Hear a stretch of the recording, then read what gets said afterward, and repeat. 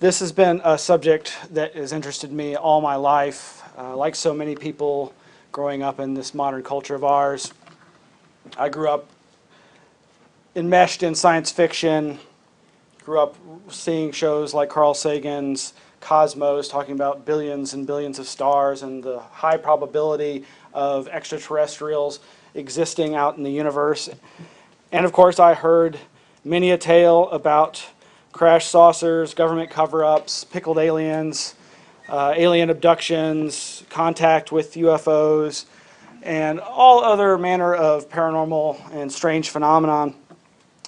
So tonight, I'd like to give you a little bit of insight into the perspectives that I think have the most merit when it comes to UFOs. There's a lot of information out there, and there's a lot of disagreement about the nature of the UFO phenomenon. There is certainly a lot of debunking out there, but there's also a lot of belief. A lot of beliefs in some pretty strange ideas, a lot of beliefs in strange ideas that actually are true. But there is a very real and physical phenomenon, and it has very real physical and psychical effects upon the environment and the witnesses to it. Now, is it going to work now? It worked earlier. It worked a minute ago. Yeah. All right. So, among the things I want to do tonight is provide you with as much information as we can squeeze into these couple of hours that could lead you in directions that you may want to follow up on. As Bob alluded to, I founded the Anomaly Archives. It has thousands of books on the subjects of consciousness, parapsychology, UFOs, ghosts and the paranormal, hauntings, out-of-body experiences, and whatnot. And there's a lot of different perspectives that people have never even heard of, and I think that people would benefit from a wider perspective on these different alternative views on the UFO phenomena. But some of the topics that we're going to cover are the different approaches to studying the phenomenon. We'll briefly touch on the fact that it does appear that this phenomenon has been with us throughout human history. We're going to touch on a lot of the psychological explanations that have been bandied about by skeptics and debunkers to try to disprove the possibility of actual contact with extraterrestrials. And we're going to talk about perception, the nature of consciousness itself, and useful tools like drugs. We'll also be talking about things like mind at large, Carl Jung's collective unconscious, and the parapsychological literature that I think is actually more important to understanding UFOs than just collecting UFO reports and physical trace cases. We'll also touch on the issue of dreams and what part they may play or be able to tell us about the nature of UFO contact. And we'll go into some more exotic hypotheses about the nature of the intelligences behind the UFO phenomenon. And then we'll touch on what different human agencies, whether they be tribal or corporate, may have known about UFOs and what they may be doing with that knowledge. Now, I was a wee little lad when I was already seeing, the science fiction on TV and hearing about UFOs, checking out books at my elementary school library. I remember one year getting that little action figure. This is a little bendy doll for the Close Encounters, the Steven Spielberg movie, very famous, obviously. Years later, I would discover that two of my favorite foundational UFO researchers were intimately connected to the production of that movie. Some of you may know that the grandfather of ufology, J. Allen Hynek, actually makes an appearance in the film, just very briefly. He's just there looking at the UFO at the end and with his, I think, his pipe in hand. But Steven Spielberg consulted Jacques Vallee, the French astrophysicist, computer scientist, who I regard as the preeminent figure in ufology for putting forth some of the most important ideas to understanding the mystery. Around that same time that the movie was coming out and I got that action figure, one of my grandmother's who had been running WRKL in New York State, told me about her having an abstract artist that she knew. She was a artist herself in the Greenwich Village area.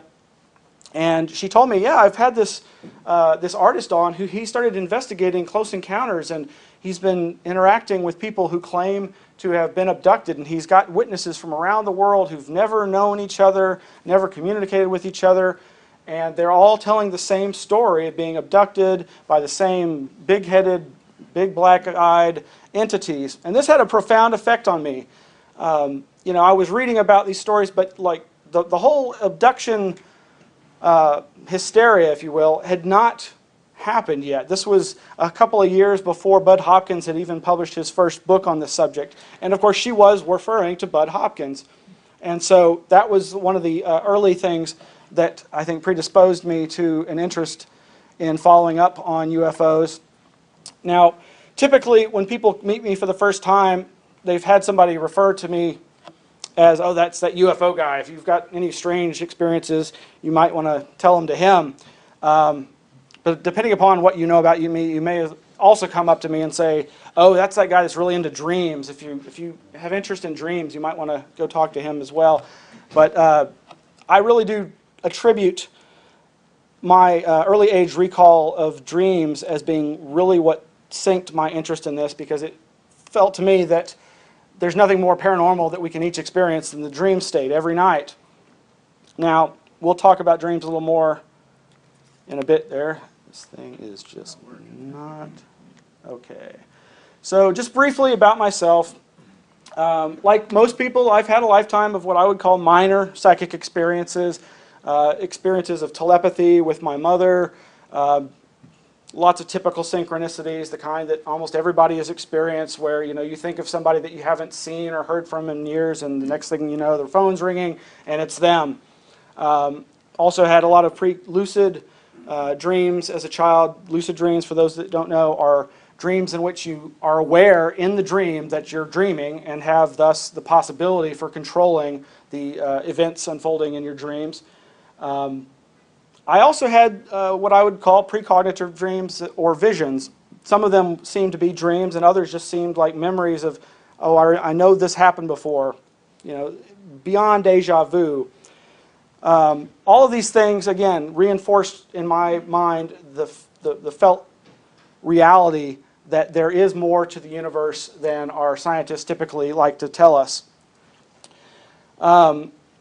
After graduating from high school, I joined the Austin MUFON group. For y'all that aren't familiar, MUFON is the Mutual UFO Network. Austin's had a proud history of UFO research here with its local group. Did several things. Just when there were sightings in other cities that were reported with the media, I would go and obtain copies of the news footage. Did the audiovisual for local mini conferences that we did. We held the big annual conference here in like 94 or 95. Got to meet a lot of really great UFO researchers. And beginning in around 1999, I was asked to lead the local group. Now, before that, I actually was asked to lead the local abductee support group. Now, I'm not an abductee. As far as I know, I've never had any sort of abduction experience. But my good friend Jean Staffen, who founded the group back in '92, a few years later, she got the calling.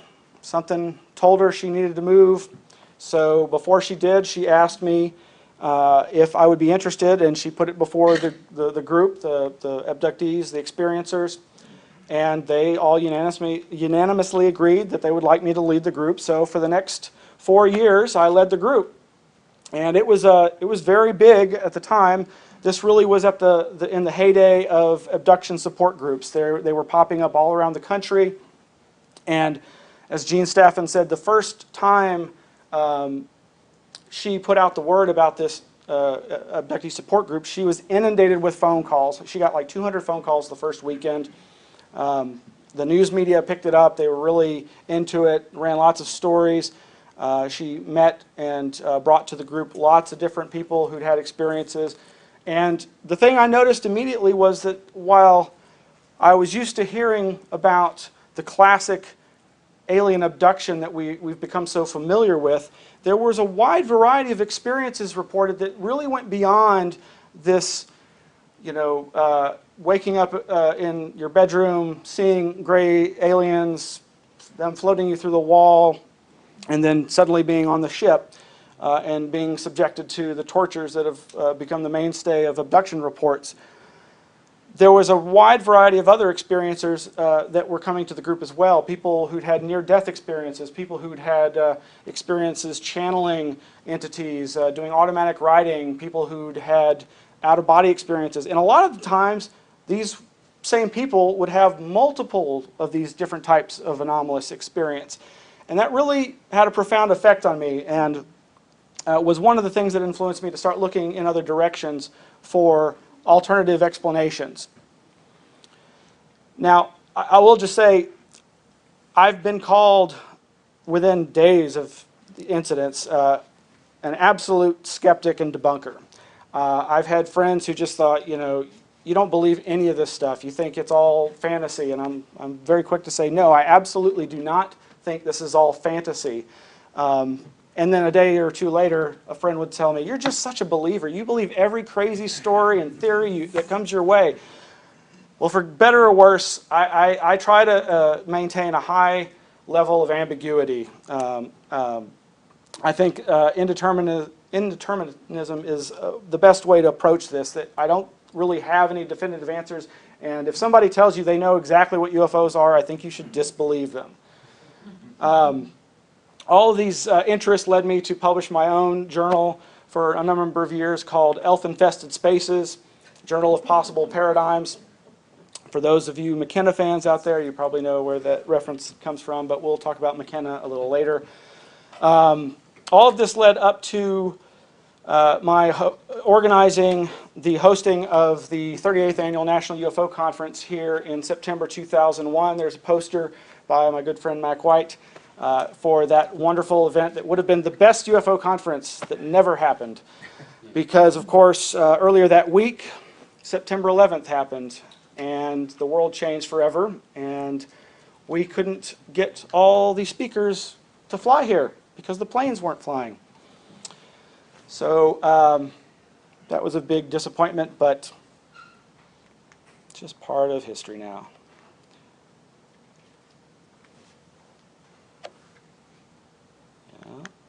Okay.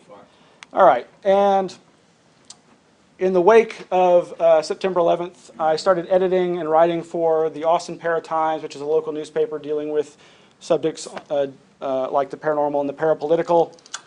I left that magazine to found the Anomaly Archives that you've heard me mention. It, too, is a 501c3 nonprofit. It's a lending library. We're located in the INACS facility up north near Technology and Research. Around the time before the conference, I had started in late 2000 to stream my own 24/7 web radio station. Of course, at the time it wasn't called Anomaly Radio, but it has since become known as the Anomaly Radio Network. There's a lot of different shows dealing with the paranormal and the parapolitical. And for a number of years, I've been hosting a variety of radio shows dealing with local political issues, as well as all these wonderful paranormal topics that I love so much. And my friend Mac White, who did the art for that poster, also did the art for that PSYOP radio and is my co-host on that show. So if you're interested in hearing more about my crazy ideas about UFOs and parapolitics, that's PSYOP radios on Sunday night. And is it? Yeah. Okay, now UFOs, one of my favorite researchers who I don't really talk much about in this presentation is John Keel. Many of you are probably familiar with the movie Mothman Prophecies, which was one of his most popular books. Now, he was a journalist, he wasn't a scientist, but he did collect a lot of amazing information that one can find out about the subject through. He actually once said something to the effect of, if the public knew the truth about UFOs, they'd be throwing their babies out of windows or something ridiculous like that. But the point was, he thought that there was a significant potential danger with UFOs. And it didn't just have to do with the electromagnetic aspect or the radiation aspect. But these quotes here from an interview between famed UFO researcher Jerome Clark and Jacques Vallee in 1978 appeared in Fate magazine and really kind of sums up a lot of what I feel about UFOs and the dangers associated with them. But it also sums up, I think, some of the best approaches, and that is to really dive in and really get involved and not just have that kind of standoffish scientific, approach. He also alludes to some of the dangers, and he mentions two researchers that a lot of people don't really know about: Morris Jessup, aka M.K. Jessup, and Jim McDonald. Now, Morris Jessup talked a lot about the Men in Black and basically clammed up after he had some encounters with the infamous MIBs. And ultimately, he committed suicide, as did Jim McDonald. Now, I'm not suggesting that UFO research leads to suicide, but what Vallee here is talking about is the fact that the phenomena itself seems to have a deceptive quality. It seems to be very manipulative and misleading, and if you don't have a strong psychological makeup, that can lead to depression and ultimately, in the case of these two individuals, suicide. Now, interestingly enough, years later, another researcher that would be added to the list that some UFO researchers keep of people that have been silenced by the mysterious Men in Black or the sinister forces behind UFOs was an Austinite named Ron Johnson, Gerald Johnson. He was a real skeptical guy, and he was working for Hal Puthoff. For those of you not familiar with that name, Hal Puthoff was the one who started the remote viewing program back in the 70s at the Stanford Research Institute and has since gone on to research things like zero-point energy right here in Austin. His assistant was Gerald Ron Johnson, and one day they were at the Society for Scientific Exploration Conference, which was occurring here in Austin. The previous night, Hal and Vallee and Johnson had a really nice conversation about UFOs. They were all friends.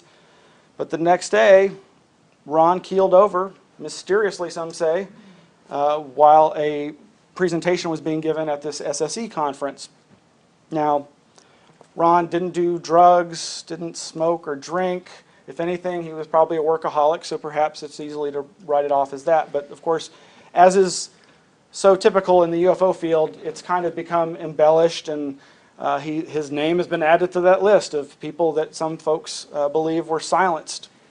I know that years later I was told that he had been considered as the potential next head of the Mutual UFO Network, which would have been an interesting turn of events because as skeptical as he would have been a very distinct departure from a lot of the other believer-oriented MUFON directors that have come and gone.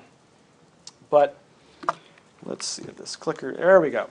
Now, I think of UFOs not as so much dangerous as they are an opportunity to educate about these strange phenomenon. And again, Jacques Vallee, my favorite UFO researcher, has made several points to that effect, that the UFO phenomenon can serve as a teaching mechanism. It certainly is a perfect opportunity for scientists to express to the public how science is supposed to work. Scientists are supposed to be there to help us understand little understood phenomena, and yet, as he says, the sightings put into question both the structure of our society and the laws of our physics, and we're free to run away from them just as science is doing. He went on to more recently say, by denying the reality of the reports, brushing aside the witnesses and treating them like fools or crooks, the academic skeptics are actually teaching the public that science is impotent at studying the phenomenon.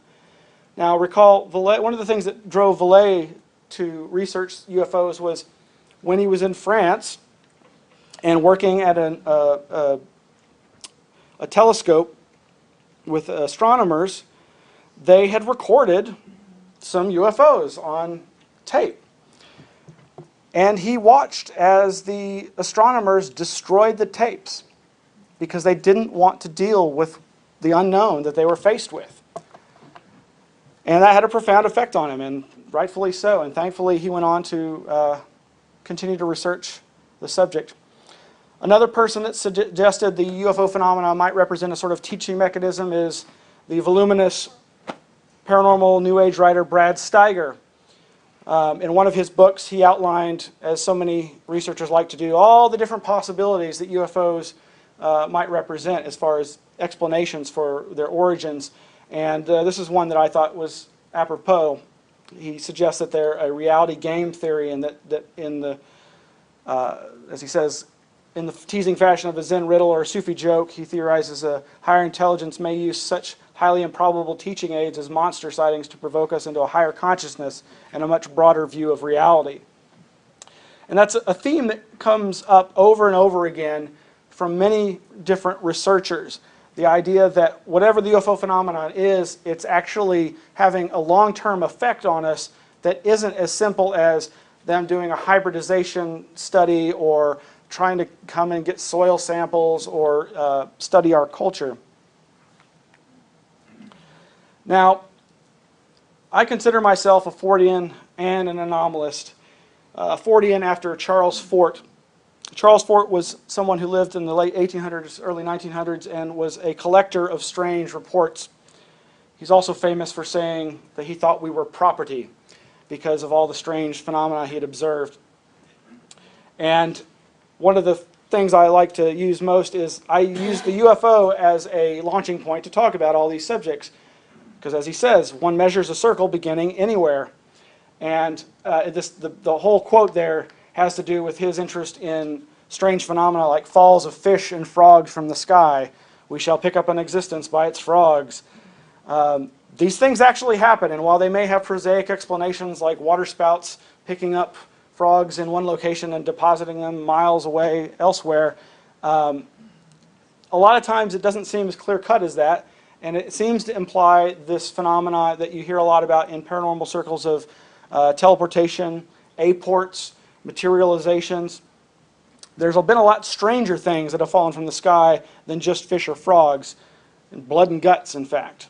But Charles Fort is one of those people who basically said, look, here's the data, the damned data, as he said, that flies in the face of scientific understanding. And it's these things that science should be trying to grapple with instead of just sweeping under the rug as being, oh, it's an anomaly and it doesn't, it doesn't fit our paradigm, so let's not even try to deal with it. And of course, an anomalist is someone just that tries to grapple with these different types of anomalies. Now, anomalistics is another word for anomalists, coined by anthropologist Roger Westcott. Marcello Truzzi, whom you see there, was a really exemplary skeptic. He started this magazine called The Explorations, and eventually he helped found CSICOP. I don't know if everybody's familiar with that. They've changed their name since then, but the CSICOP, the Committee for Scientific Investigation of Claims of the Paranormal. These are the arch debunking skeptics that believers love to hate, that are often represented by people like Penn and Teller or James Randi.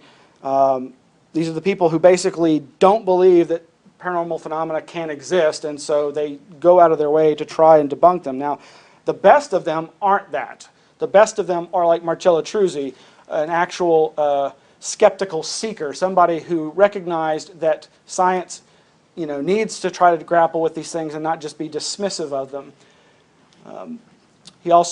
He basically ultimately got excommunicated from the CSICOP group and founded the Center for Scientific Anomalies Research and published the Zetetic Scholar, which was originally the tagline to the Skeptical Inquirer, which was the Psychop magazine. Now, there's a lot of different ways one can approach this, and I guess you could sum up the approach that I take as being postmodern. And that's just simply a way of looking at these phenomena outside of old frames of references and realizing that every way of looking at something is a social construct. Jacques Vallee is often credited as being one of the first real postmodern ufologists because of his work on investigating tales of fairies, angels, and other entities, other strange encounters that up until that most researchers had not chosen to look at. They were simply looking at UFOs as extraterrestrial craft and the occupants as extraterrestrials. But he thought that he sensed in the narratives similarities to past experiences that humans have had.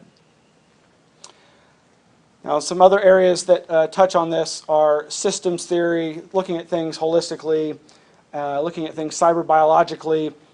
In other words, looking at the effects that this phenomena is having on humanity, looking at how it fits in to our culture, our history, our storytelling. And I think some of the better ways of looking at these phenomena is from a symbolic perspective, looking at them from a folkloric or anthropological perspective, and looking at them from a mythic perspective, but also understanding the parapsychological data, which we'll look at in just a little bit. And again, I think that this phenomena has been with us throughout history. You know, there's a lot of people who put stock in the ancient astronaut theory that believe firmly that extraterrestrials physically came here and interacted with humanity, or even seeded it, created it as a slave race, in some people's opinion. Now, there's a lot of different photographs and cave paintings and other ancient artifacts that one can look at with an eye towards, well, doesn't that kind of look like one of those big-headed, black-eyed aliens? Turkish ufologist Farah Yurderzu has that photograph down there of the stone eye icons that are prevalent in different parts of the world. And of course, angels and demons and the fairies, as mentioned, have all been possible precursors to our modern experiencing of UFOs and presumed extraterrestrials. Now, jumping back briefly to the dangers of close encounters, here's one in our own backyard, the famous Cache Landrum UFO encounter that occurred up near Denton, Texas, and ultimately which had an Austin connection by way of Bergstrom Air Force Base. This is an infamous case where the two women you see there and the grandson, Colby Landrum, were driving home one evening and were confronted by this flaming diamond-shaped object that was hovering over the road. Later on, it was determined that there was some damage to the road by the intense heat given off by this object. And in fact, both ladies experienced health effects that seemed to be directly the result of their close encounter with this phenomenon. Now, the thing that makes this a little more complicated is the fact that they claim to have seen up to 23, I believe, Chinook helicopters. For those that are familiar with helicopters, the Chinooks are these giant troop transport helicopters. They have two blades. They're massive helicopters, and they say that that these helicopters were pinning the object in and seemingly trying to corral it away. In fact, there were other UFO sightings that night that described a similar object, and there were other people that witnessed those helicopters. Now, they tried to sue. The UFO lawyer, Peter Gersten, took on the case. They tried to sue the U.S. government. Unfortunately, they lost. Basically, that case was heard here in Austin at Bergstrom Air Force Base. It was investigated by John Schuessler, who would go on to become the head of MUFON for a while. It was also investigated by non-lethal weapons expert and thanatologist John Alexander. But unfortunately, I think it's Vicky, the grandmother, passed away probably due to the radiation sickness that she suffered. Now, this is just an example of the kind of thing that I would say if you do see a UFO, keep in mind you may not want to get that close to it. And to drive home that fact, here's something a lot of people don't know about, and that's the FEMA Firefighter's Guide to Disaster Control, Lucky 13, Chapter 13, called Enemy Attack and UFO Potential. This is a very strange place for UFO information to be found, but actually it makes a lot of sense. I think I first heard about this back in 1995, and it's sent every few years. The media gets a hold of this knowledge and does little local news reports. But interestingly enough, they actually allude to Jacques Vallee's research in one of his most important books, The Invisible College, and they talk about the fact that he cautions we should consider psychic effects such as space-time distortions experienced by percipients of craft-like devices which appear to fade away, dematerialize, and then reappear, of alien strange voices or thoughts that may affect involuntary changes in the manner in which witnesses may react in such circumstances. Now, the chapter is much longer than that, obviously, and goes into much more detail, but they start off by focusing on the radiation effects, but then again, they mention these other more psychic effects. It's kind of a strange place for that. Now, a good example of investigating from both a physical and psychical perspective is Ray Stanford. Ray Stanford was the brother of Rex Stanford, two twins who had a history in the early contactee era of UFOs. In fact, in another book of Vallee's called Messengers of Deception, he talked about their affiliation with various contactee cults that were here in Texas during the 1950s and 60s.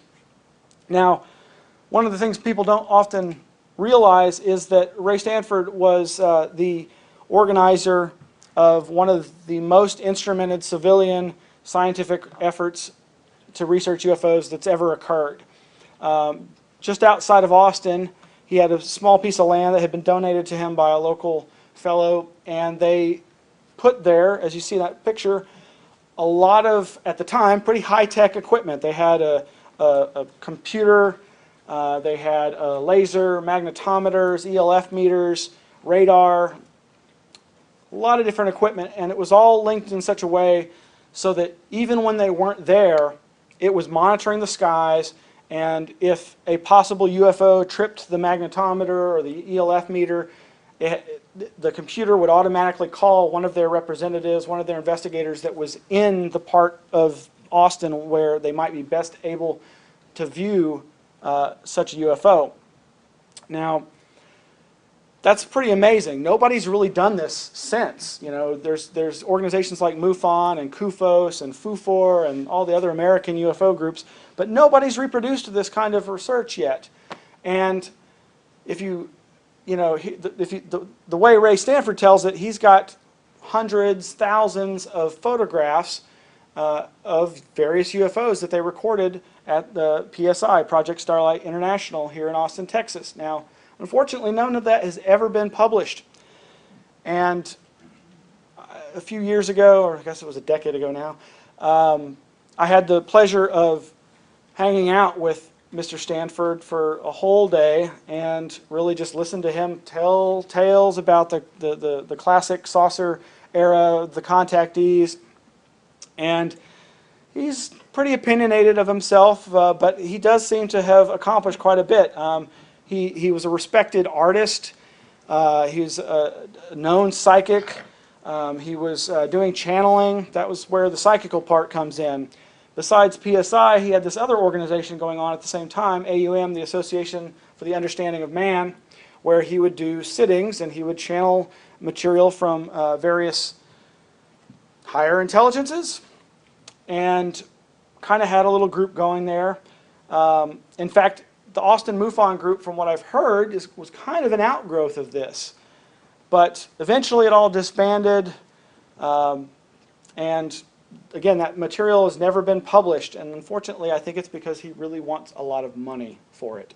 And I don't criticize him for that, but I'm also of the opinion that this is potentially a boon to science and humanity, and it should be out there for us to look over and to research, but he doesn't seem to want to get rid of it. But he also published some interesting books, Fatima Prophecy, Discover the Message and Meaning of Fatima.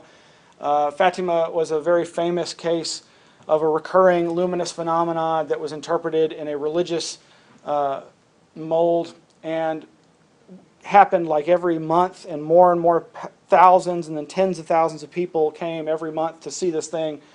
And it's a very interesting case because it seems to exemplify one aspect of the phenomena that we'll be touching on later, that's a ball of light, basically, when experienced up close, often can be perceived as, in that image on the cover there, as something like the Blessed Virgin Mary. But the farther away you get, the witnesses don't seem to always see the same thing, as if their distance, besides just the object or the light being that much further away, there seems to be some other factor there that affects the perception of the witnesses. He also published a very funnily named book called Socorro Saucer in a Pentagon Pantry. And if you're familiar with the Socorro, New Mexico UFO incident, it was not a saucer. It was an egg-shaped craft that was described by Lonnie Zamora, a policeman who witnessed it take off after seeing small beings. But that was a pretty important book because Ray managed to get some metal samples from the indentations of the landed egg-shaped craft, and he tried to get them into the hands of government scientists, and then the samples disappeared. Kind of classic, actually. Let's see. All right. So again, there's different ways of approaching this phenomena. You can approach it from, I'm just going to collect UFO reports. I'm going to, investigate close encounters and try to get physical traces. And in fact, that's one of the best people to do that kind of research is Ted Phillips. In that picture there, Ted's a young man being schooled by his mentor, J. Allen Hynek, as I said, the grandfather of ufology. Ted Phillips went on to create the Center for Physical Trace Research. Now, if you're interested in the absolute best physical scientific evidence for UFOs, he's your guy. He continues to do phenomenal research. He's actually gotten some attention recently on some of the cable UFO shows, but that's his one specialty. He doesn't really get into abductions. He doesn't get into all the other areas that one would think all ufologists are into, alien contact. Kind of on the other end of the spectrum is Ray White. Now, Ray was kind of part of the inspiration for me to form the Anomaly Archives. She started off as a parapsychologist. She wanted to use science to try to understand these strange phenomena like ESP, telepathy, and whatnot. But eventually, she became dissatisfied with that kind of rigid scientific approach. As much as parapsychology has accomplished, she felt it really wasn't the best way to go. And so she formed the Exceptional Human Experience Network, EHEN, because she started focusing on these experiences as exactly that, exceptional human experiences. And so she really went just almost like more of an anthropological perspective. Like she just started collecting people's stories of strange experiences and trying to categorize them and just collect them in general. Now, she passed away a few years ago, unfortunately, and now her phenomenally large collection of reports and data is in the hands of the Parapsychology Foundation, which is a pretty cool research organization in New York City. Now, the last person I have on this slide is Jerome Clark, who I've mentioned previously. Now, Clark is interesting because he's really regarded as like the current preeminent ufologist, and especially when it comes to the history of UFOs. He started off kind of like me in that he really became enamored with people like Jacques Vallee and John Keel. He really liked the idea of the paranormal explanations for UFOs and not necessarily an extraterrestrial interpretation. But as he researched that more and more, he came to feel that that just wasn't accurate, wasn't true. He pretty much went back to being a hardcore nuts and bolts kind of guy, believing that UFOs are best understood in terms of the extraterrestrial hypothesis, the ETH. But recently, he's kind of come almost full circle, except that he's not so much espousing a paranormal or parapsychological perspective as kind of a perspective like Ray White's. He's now using the phrase experience anomalies. He recently received the 2008 Dinsdale Award from the Society for Scientific Exploration, which is one of the few, if only, peer-reviewed scientific journals, scientific organizations investigating UFOs and anomalous phenomenon. And in his acceptance speech, he gave his presentation on his idea about experience anomalies. He's also recently had it published in Fortean Times, which is a really awesome magazine devoted to Fortean phenomenon. But he really sums it up by saying, we should be able to believe our informants without believing their explanations. And this is the problem that so many of the skeptics, so many of the hardcore ufologists who reject alien abductions have been grappling with for so long. For a long time, in the early days of the UFO phenomenon, the UFO researchers, they were just coming to grips with the possibility that this wasn't just some, foreign country's aircraft, but this was some aircraft from another planet. And they really weren't willing to even entertain the possibility that there were occupants. So when those stories of occupants started happening, they were really appalled. They suppressed the data, and it took a long time before they would even start talking about what we now call close encounters of the first, second, third, and on upwards kinds. Now, he goes on in this quote. This is from one of the best UFO lists that you can find out there called UFO Updates.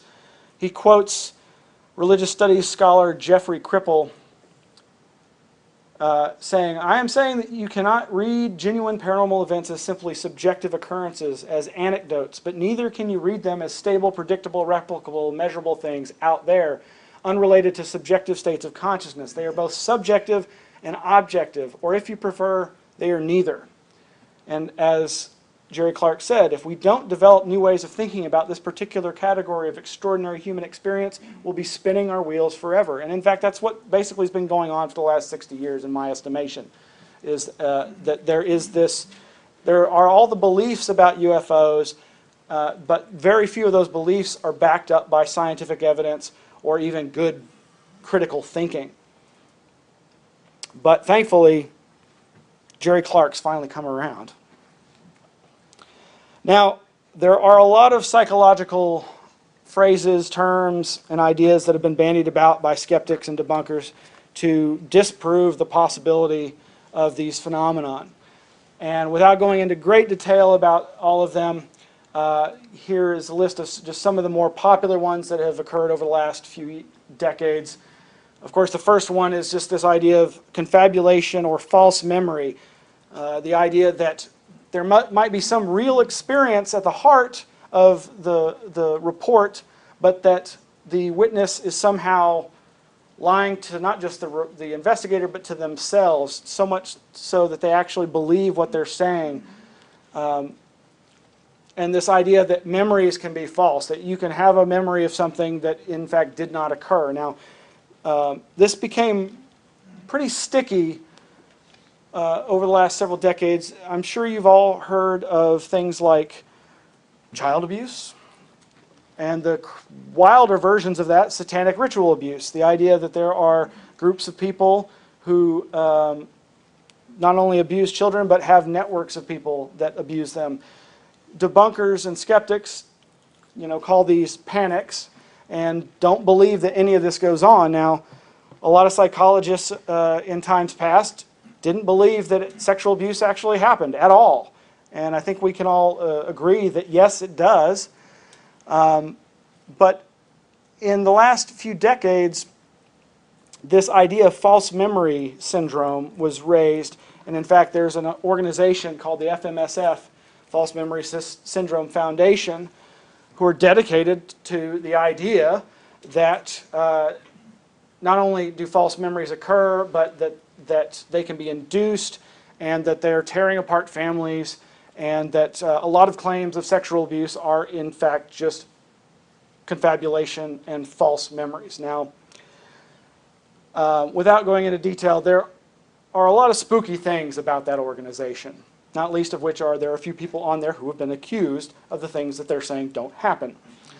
So I'll just leave it at that so I don't slander anybody. But another thing that became vogue for a while was the idea of fantasy-prone personality disorder that was advanced by psychologists Cheryl Wilson and Theodore Barber.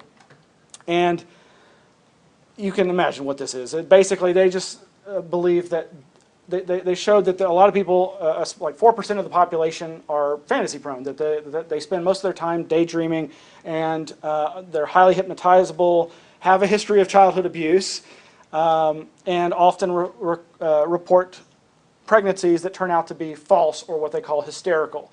Now, this is actually kind of an interesting phenomenon in and of itself because, of course, part of the thing you see in the UFO alien abduction literature are claims of hybridization at the hands of these aliens and the creation of hybrid children that are then taken from the mothers. There's been some interesting research into that. It's the kind of thing that can be very difficult to get a doctor to certify. But you know, I'd say that I've seen good evidence on either side that it doesn't happen. Maybe it does. A really good resource on the issue of fantasy-prone personality was an entire issue of the journal Psychological Inquiry from 1996. Covered this from a lot of different perspectives. They had ufologists, they had psychologists, debate and dialogue about this subject.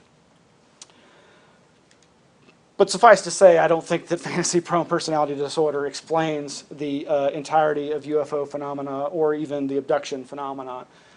Now, one of the phrases that was used in the previous slide by Jerome Clark is one that I've always liked, and that is the idea of liminality. And that is a psychological, neurological, or metaphysical subjective state, conscious or unconscious, of being on the threshold of or between two different existential planes as defined in neurological psychology, a liminal state, and in the anthropological theories of ritual by such writers as Arnold von Gennep and Victor Turner. It's just a term used by academics to describe those netherworlds that are so common in claims of encounters with strange beings or claims of visits to strange realms. In fact, the word twilight is very apropos as a synonym, and when you consider things like the abduction phenomena so often occurring in a bedroom when someone's going into or out of sleep, that is a liminal state. That is it's also called hypnagogic in terms of the imagery that's often experienced, but liminality is just one of those terms that can be used to describe that sort of thing.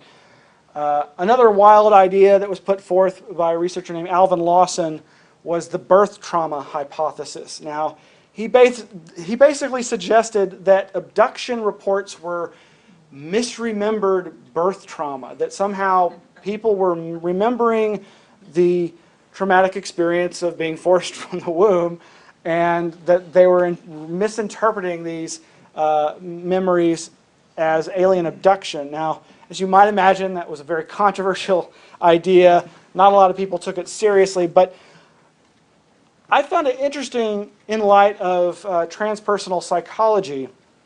Some of you may be familiar with the work of Stanislav Grof and other transpersonal psychologists who really embrace these wide variety of anomalous experiences, and they don't just discard them as being hallucination.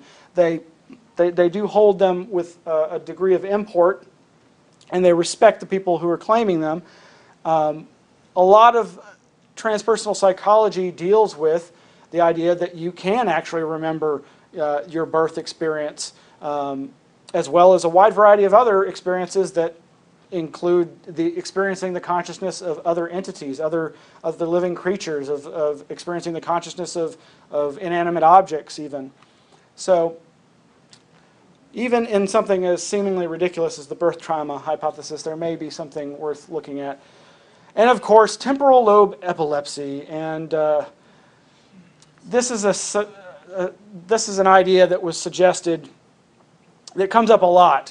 Whitley Strieber actually raised this issue in his book Communion. He talked about one of his psychiatrists that he went to raised the possibility that he was suffering from temporal lobe epilepsy, and that could be creating these hallucinations that were surely what he was experiencing.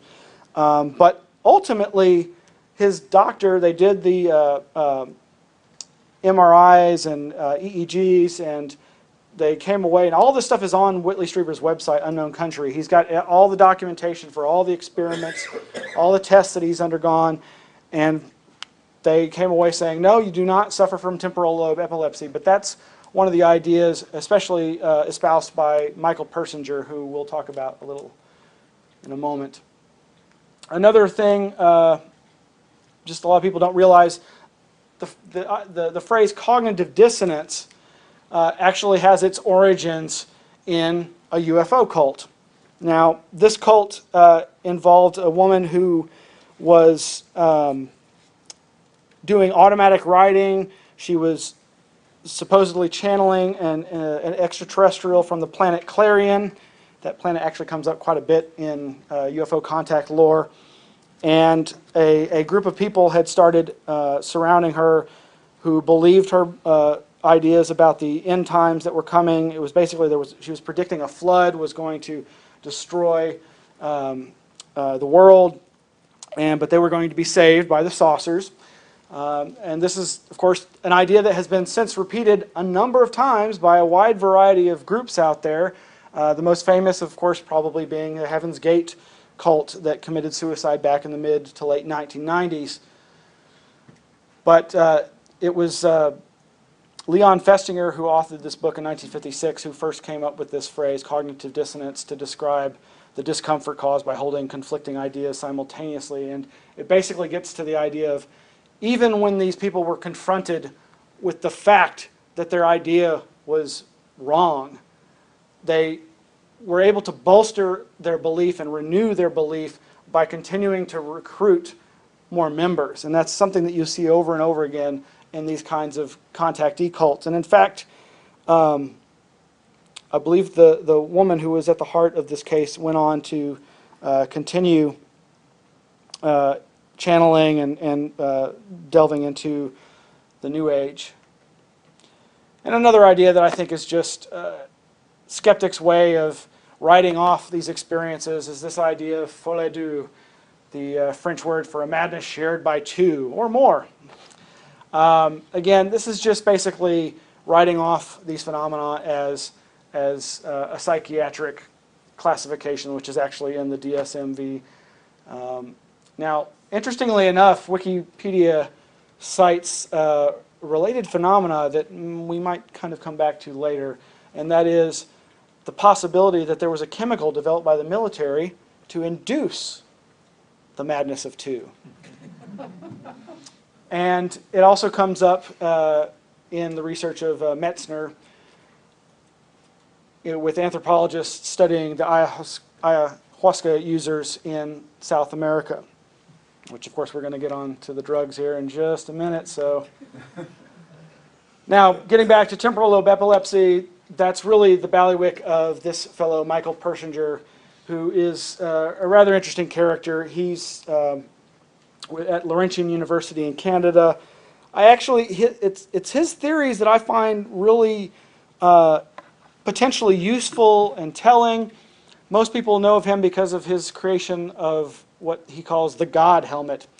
And that is this helmet with magnets on it that he uses computers to program how they oscillate around different parts of the brain to induce experiences that are very similar to the felt presence that people often report in their bedrooms when they have the bedroom visitation, alien abduction type experiences, the levitation of the body sensation that's often reported in out-of-body experiences, and just that sense of being in the presence of something divine even. Now, I've heard a lot of criticisms of Mr. Persinger's work. He comes across as being an absolute materialist, reductionist debunker. He basically is suggesting that all of these mystical experiences, all of these supposed contacts with extraterrestrials can be reduced to hallucination in the brain. We're back to just, it's plain old fantasy. But I think he actually has some interesting ideas, not least of which is he espouses ideas about the potential for creating synthetic telepathy. He actually has some ideas for how humanity can experience each other's thoughts through the kinds of technologies that he's investigating. And when he gives these presentations, it's pretty exciting. It gets me all Twitter. But again, it's when he reduces it all to fantasy, basically, and doesn't attribute anything significant to it that I lose interest. But the other area that he pioneered on this side of the pond in North America was this idea he put forth in a book called Space-Time Transients and Unusual Events, where he correlated all manner of strange encounters from UFO sightings to the discovery of anomalous archaeological finds. He correlated these to fault lines. Now, his idea basically is a variation on another researcher who's the exact opposite of this guy and whom I respect much, much more, and that's the British researcher Paul Devereux, who's known as the Earthlights researcher. He's an investigator of ancient sacred circles and standing stones, and he's been researching Earthlights for a long time and is really the preeminent expert on that subject. And he puts forth a lot of the same ideas, that there is a geocentric aspect to these phenomena, that they seem to be generated by Earth energies, and that those energies interact with human consciousness in a way that seems to trigger these experiences. Now, he's open to the possibility that there's something more than just hallucination at work there, whereas, again, Michael Persinger's just convinced it's purely fantasy. But we'll come back to Devereux and Persinger a little later. Another idea that has interesting implications for the UFO phenomena is the idea of doorway amnesia. Now, this is something that a lot of abduction researchers and UFO skeptics noticed in the reports of abductees and close encounter witnesses who described being taken onto the crafts and having these things done to them. And that is basically that more often than not, they don't ever describe actually going into the craft or coming out of it.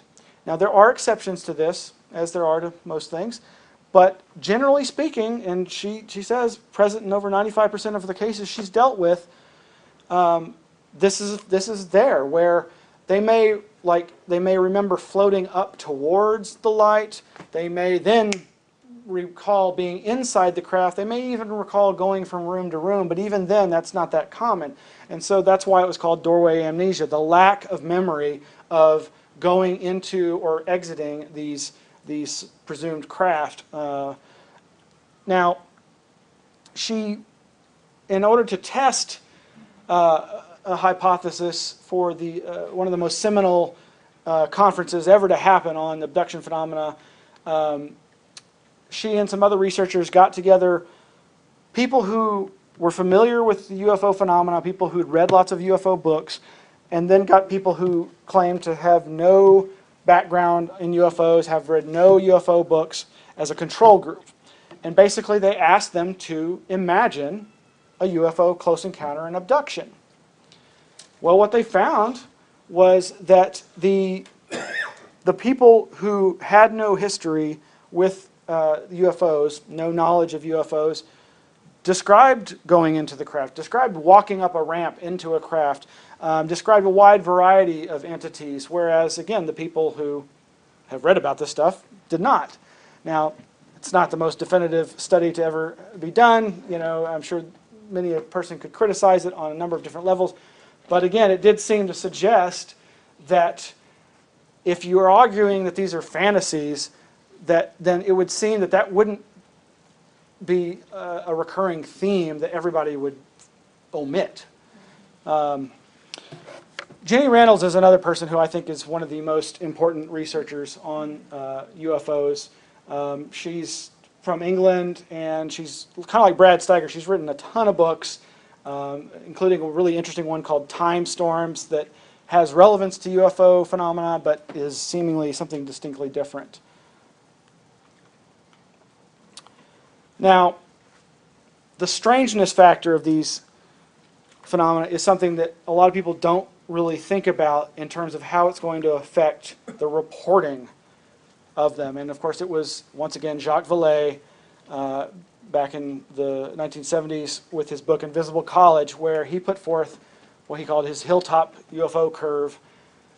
And he basically designated 7 strangeness categories that went from not very strange at all, the perception of like a point of light, a firefly, a ball of light, to the mid-range about witnessing the landing of an apparent craft, level 5 actually seeing an occupant, on up to level 7 where there's a reality gap, that there's something about their description of the event that just seems to totally violate our ideas about the nature of reality. And then he started contemplating, well, how likely is it that these people are going to report these experiences? And so he did this chart on the right there, where on along the bottom axis you've got the strangeness categories from 1 to 7, and along the left side who the person would report. The number of reports out of 10 sightings that might occur as a result of this. And so because of the shape, he calls it the hilltop curve. And down at the bottom, he shows the ranges of who people are likely to report these things to, and and then below that, who's likely to gather the data. So as you can see, right in the middle, the majority of the strange encounters are going to be gathered by, I can barely read that, newspapers and amateur organizations.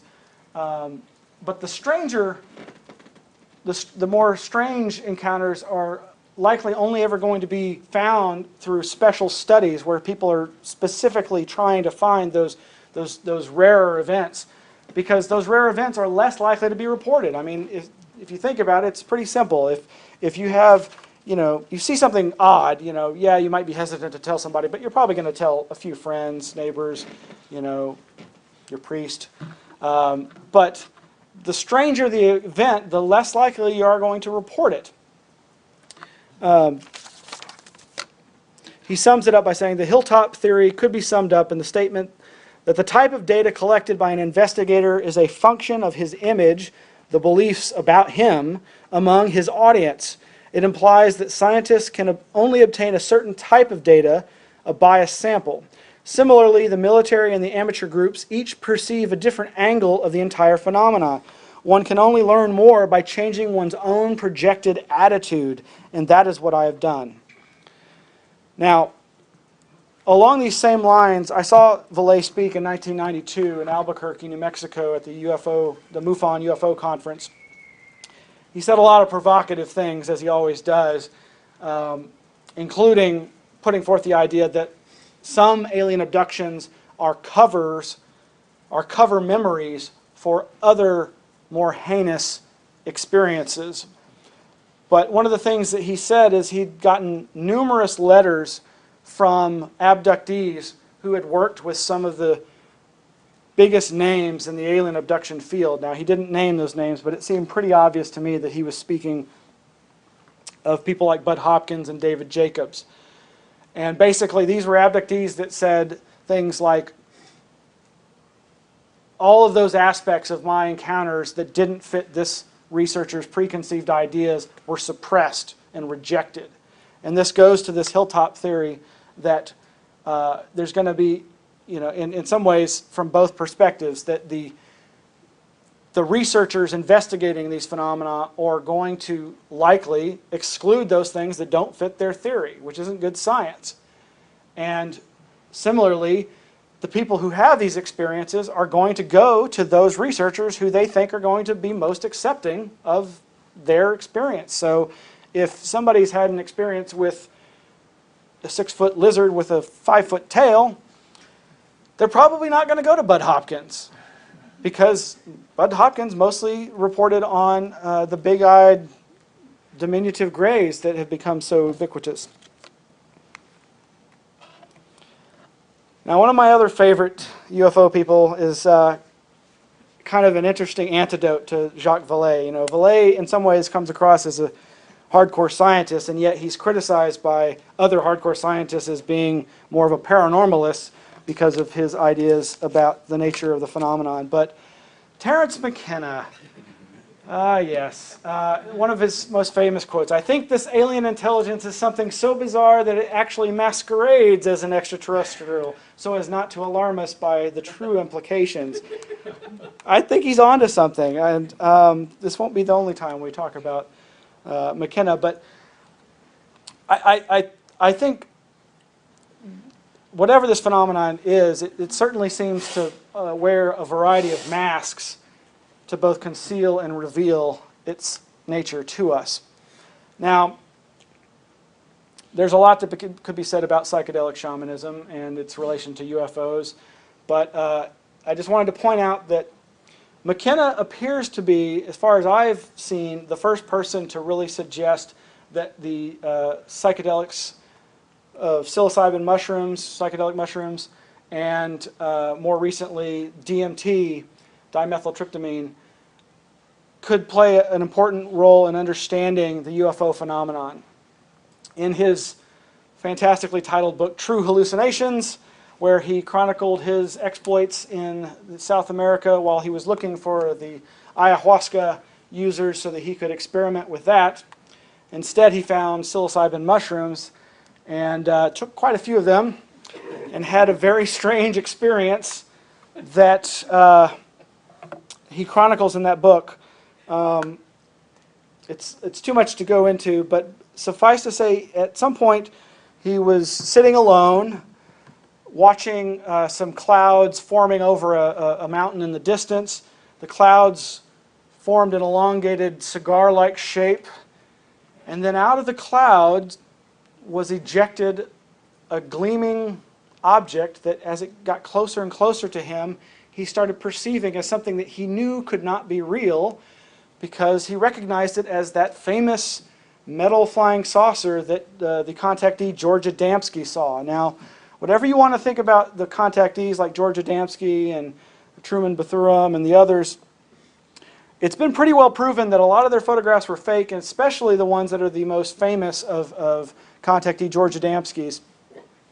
So here's this guy on psychedelics who, as he says, can be trusted with his ability to discern what's hallucination and what's not because he's taken so many in the past, sees this cloud cigar, which is a classic type of UFO that's seen, that often do eject UFOs that thus give the cloud cigar its name as a mothership. This metallic craft starts flying towards him, and it's getting closer, and he, like I said, he recognizes it as something that can't be true because he knows those kinds of craft are just the stuff of hoaxes. And it proceeds to fly over him. He hears a very science fiction-y sound, and he's thinking, no one's going to believe me. Here I am by myself on psychedelic mushrooms. Now, McKenna was prone to all manner of speculation. He was a trickster himself. He loved to spin yarns, most of which I think he believed on some level, but none of which he said were absolutely the truth, but which he would be able to often convince people was the truth. And one of those ideas was that the mushroom had spoken to him in one of these psychedelic reveries and told him that it was an extraterrestrial, that it had, as spores can do, traveled through space, come down here, many, many eons ago, we'd eaten those little caps out of the dung on the plains of Africa, and it sparked our evolution, our consciousness, and ultimately its aim was to advance our consciousness so that we could become spacefaring and take the spore elsewhere. That's just one of his ideas.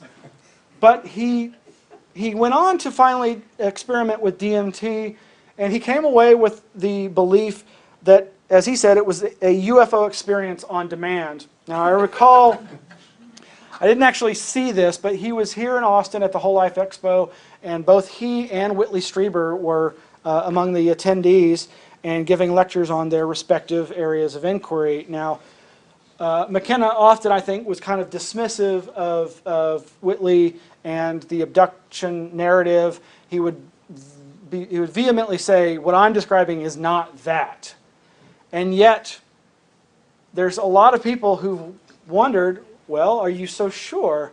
When basically this drug that occurs naturally in the human body, occurs naturally in a number of different plants, seems to create an experiencing of visiting another realm. So he suggested that it could provide insight into the way in which the cultural feedback thermostat explanation of UFOs put forth by Vallee and others actually works. Those people who experience the DMT seizure and are plunged into the current myth of the other actually return as apostles of that myth, able to clarify and refine it, and by those means to exert the tuning and control of historical development that may be the purpose of the agency behind the UFOs. Now here, he was often at odds with Vallee on Vallee's ideas about UFOs. Vallee, besides thinking that there was a true alien intelligence, also believes that there are human agencies who have figured out some aspects of the UFO phenomena and are using it for their own purposes. That's where McKenna says, though, you're just paranoid, man. But here, McKenna captures Vallee's control system hypothesis and calls it the cultural thermostat hypothesis, which is actually pretty accurate because McKenna has suggested that the control system that he posits is behind the UFO phenomena is constantly adjusting humanity's course every time we start getting either too scientific or too mystical. That it somehow is a control mechanism like your air conditioning system, keeping it not too hot and not too cold, so that we keep on this path ever moving forward. All right, so yeah, I really like the caduceus symbolism there, connecting it to the mushroom. And I've seen some other similar drawings that show the mushroom and the pillar of light as being connected. All right, now DMT has actually been scientifically researched, thankfully, in a country that represses all experiencing of anything but normal beta waking consciousness. This man has managed to get permission from the government to investigate the effects of DMT on volunteers. This new movie has just been released this month, DMT, the Spirit Molecule, and in fact, its creators, producers are from here in Austin, so there's an Austin connection. It's available for streaming online. I have yet to see it myself, but I'm looking forward to it. It's got a wide range of researchers, both ethnobotanists, psychologists, as well as a lot of people that you'll recognize from the paranormal and New Age field. But basically, Rick Strassman, investigated the effects and came away with lots of reports from the volunteers who said that they experienced an alien other and that they felt that they were going to some other realm. And they felt certain that this was a real and physical, even though they know they'd been dosed, so it's kind of like, well, you know I was under the influence, but... So this is another area that could be explored as having relevance to these other worlds that are often described. Now, Aldous Huxley is famous in the drug realm as well for his exploration of psychedelics. And he really, I thought, sums it up well. And this gets to the issue of perception itself. You know, if you really look at the science of perception and consciousness, you come away realizing that your experiencing of everything that you consider real is illusory. That perception is simply a virtual reality construct that helps you navigate the real world. And that's kind of what Huxley was trying to put forth. He said that, Wikipedia says, he believes that psychotropic drugs can partly remove this filter, which leaves the drug user exposed to mind at large. And this mind at large idea is very similar to ideas expressed by Carl Jung about the collective unconscious, the idea that there is a ground state of being that represents all knowledge, all information, and that we can experience this. Now, that's one of the things that led me to my own experimentation with psychedelics, was the desire to try and see what it's like to take away some of those filters. You know, there's a number of different ways one can experiment with consciousness, whether it be through breathing, food and diet, or chemicals in the form of drugs. And any one of these techniques or tools can help you realize just how much of your perception is enculturated, is taught to you by your society, and which largely these filters are there to allow you to be able to interact with people in a normal waking reality. But when some of those filters are removed, we start noticing things, we start experiencing things, we start sensing things. And I think, as he was suggesting with this idea of mind at large, that human consciousness can have access to all places, all times, all information. And that's something that the parapsychological literature backs up. So, of course, it was Carl Jung who suggested this idea of the collective unconscious and the idea that there are these archetypes that serve as the modalities through which so much of our experience is experienced. Now, there are many better scholars than I to explain Carl Jung, and there's a lot of disagreement. His ideas, of course, about UFOs have been misrepresented and misinterpreted by a number of different people, and some of the people we'll talk about tonight could be accused of the same. But his ideas about the collective unconscious and UFOs recur over and over again throughout the literature of, I think, the best postmodern UFO researchers. As Jacques Vallee says, is the mechanism of UFO apparitions then an invariant in all cultures? Are we faced here with something more than a projection of Jung's archetypal images, a psychic technology whose applications know few, if any, limitations in space and time? I see no better hypothesis at this point of our knowledge of UFO phenomena.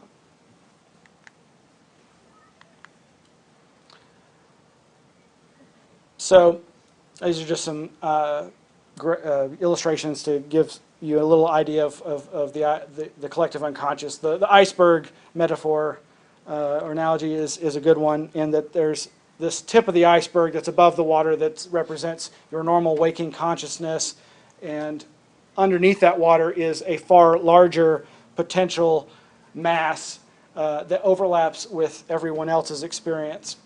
The general idea of archetypes in the collective unconscious is that wherever they might come from, we don't know, but that there are these immanent forms, these archetypes that represent like the oldest experiencings of humanity, and that they're intimately connected to Jung's idea of synchronicity, of meaningful coincidence.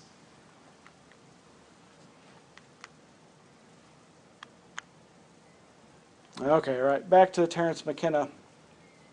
Here he's just saying that Jung was at great pains to not dismiss the claims of people who had seen UFOs. Some people interpret Jung's ideas as saying that UFOs were not physical at all, that they were purely a psychological phenomena, purely a manifestation of people's yearning for salvation from above, whereas others have argued that Jung's ideas about the archetypes and UFOs were more dynamic and physically real. He also points out that Jung thought that the area of parapsychology played an important role in our ability to understand the nature of UFOs. Now, this idea that this is all fantasy or the imagination is, I think, of course, at the heart of this. And it's years ago, I had the pleasure of going to a conference in London called Otherworld Reality, Exploring the Ontological Status of the Imaginal. And that was where I learned what the word imaginal meant. There's a French scholar named Henry Corbin who was a researcher into the spiritual aspects of Islam. And the thing he came away with was that there was no good terminology in Western science to adequately capture the perceived physical reality of these mystical experiences that he was reading about in these Islamic mysticism encounters. And so he coined the phrase, the imaginal. And a whole range of UFO researchers that are more New Age oriented, more paranormal oriented, have taken up that mantle and reclaimed it because, again, so many times people are quick to describe or dismiss these things as being imaginary, where the imaginal is simply a way of terming these things as being more real. Now, Kenneth Ring has done one of the most important works, in my estimation, on the UFO subject. Some of you may be familiar with Dr. Kenneth Ring. He was a pioneering researcher in the near-death experience. People who have had those experiences that often are described as being the tunnel of light and the life review and this seeming experiencing of an afterlife and then coming back to report it to the rest of us. Well, at some point, I believe it was his publisher, brought to his attention the works of Whitley Strieber. And of course, at first he was thinking, I've already had hard enough time getting any kind of academic respect studying the near-death experience. Why would I want to take on something as wild as the abduction phenomena? And so, but he put that aside and he delved into it, and he immediately saw parallels. And so he started what later became known as the Omega Project, where he did a study of people who'd had both near-death experiences as well as alien abduction and close encounters. Kenneth Ring is the professor emeritus of psychology at the University of Connecticut, and he's the founder and past president of the International Association for Near-Death Studies. His book that he published on the subject that I highly recommend is The Omega Project, Near-Death Experiences, UFO Encounters, and Mind at Large. He also published a book called Mind Sight, Near-Death and Out-of-Body Experiences of the Blind.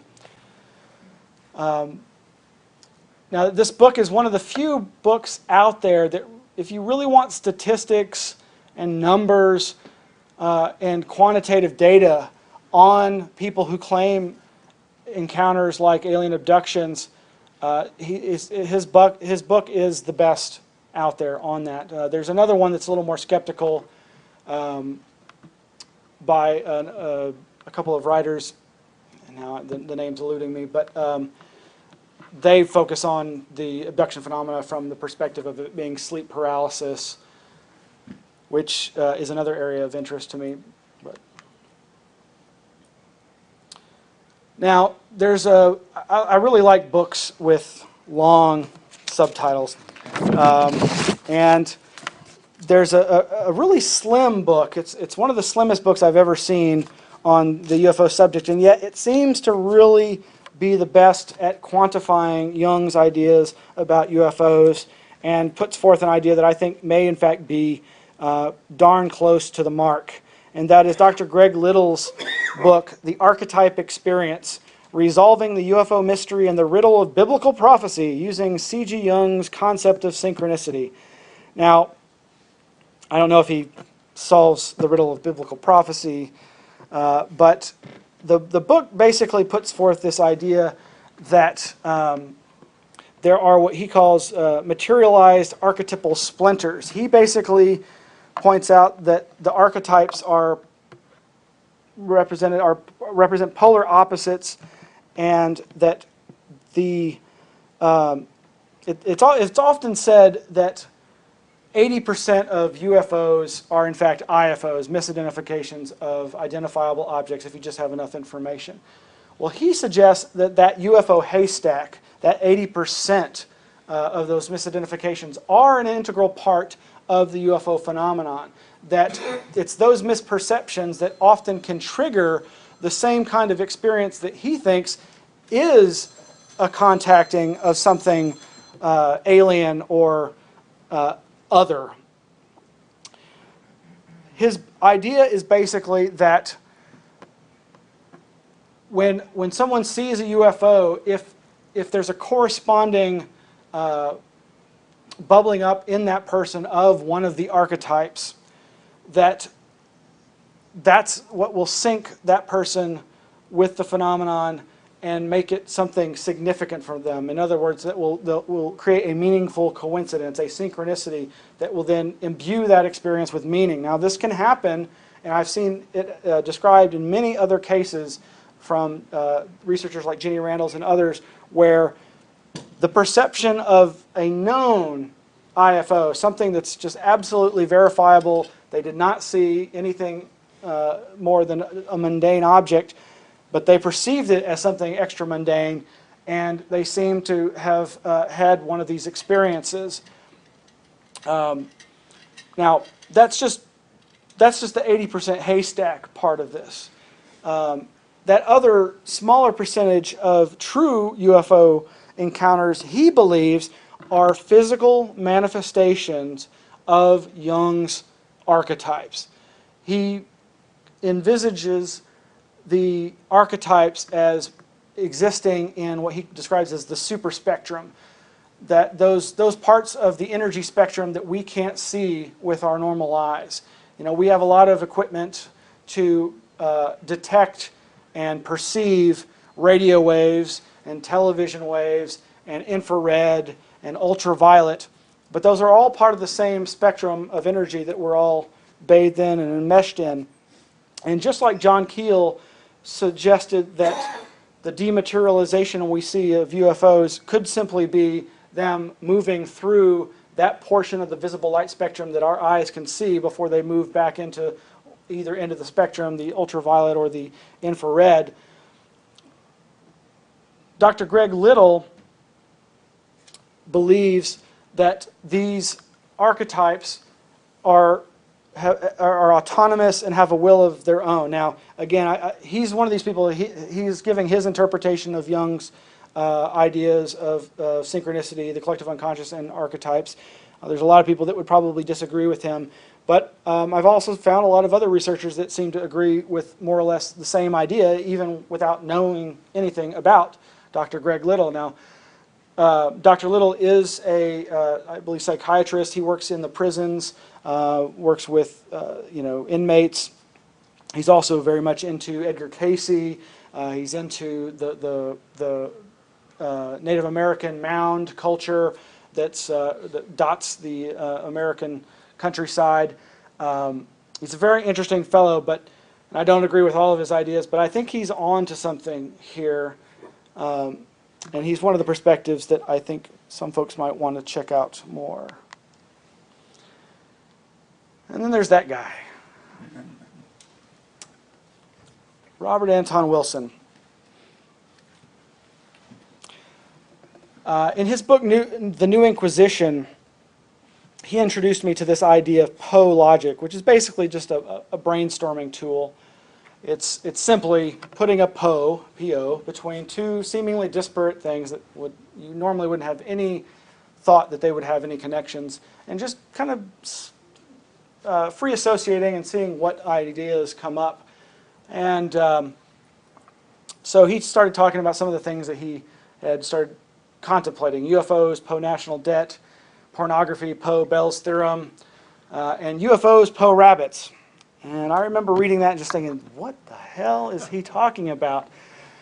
And he pointed out that there's a strange bunch of connections between UFOs and rabbits. Now, this probably doesn't mean anything, but he listed a whole number of things that he found in the UFO literature, from UFO occupants seen stealing rabbits from a hutch in Italy in the 1950s, a UFO not in one incident looking like a giant rabbit, an abductee working with Bud Hopkins who recounted seeing hundreds of paralyzed rabbits, Ms. Trent's encountering a UFO while out feeding her rabbit, tales of jackrabbits dancing in the road prior to the sighting of a giant white UFO, and Southern England encounters where a witness saw the regionally known Bunny Man immediately following her sighting of a UFO, and the Bunny Man said to her, "Please pray for me." Well, that's all weird enough as it is, but within weeks of reading this, I was talking to a coworker of mine, and she tells me about her UFO sighting as a child. And wouldn't you know, she was a teenager at the time, and she had gone outside to get her little sister, who was tending to their rabbits.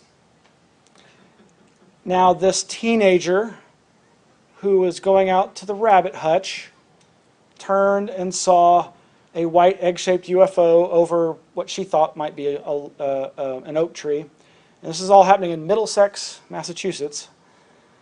And she saw this egg-shaped UFO over the tree because her brother had had a sighting, and because she'd heard of all the abduction story, she became very frightened and grabbed her sister, and they ran back into the house, and she's trying to get her parents' attention, and she sees it moving across the yard until it just goes away and disappears in a purple flash.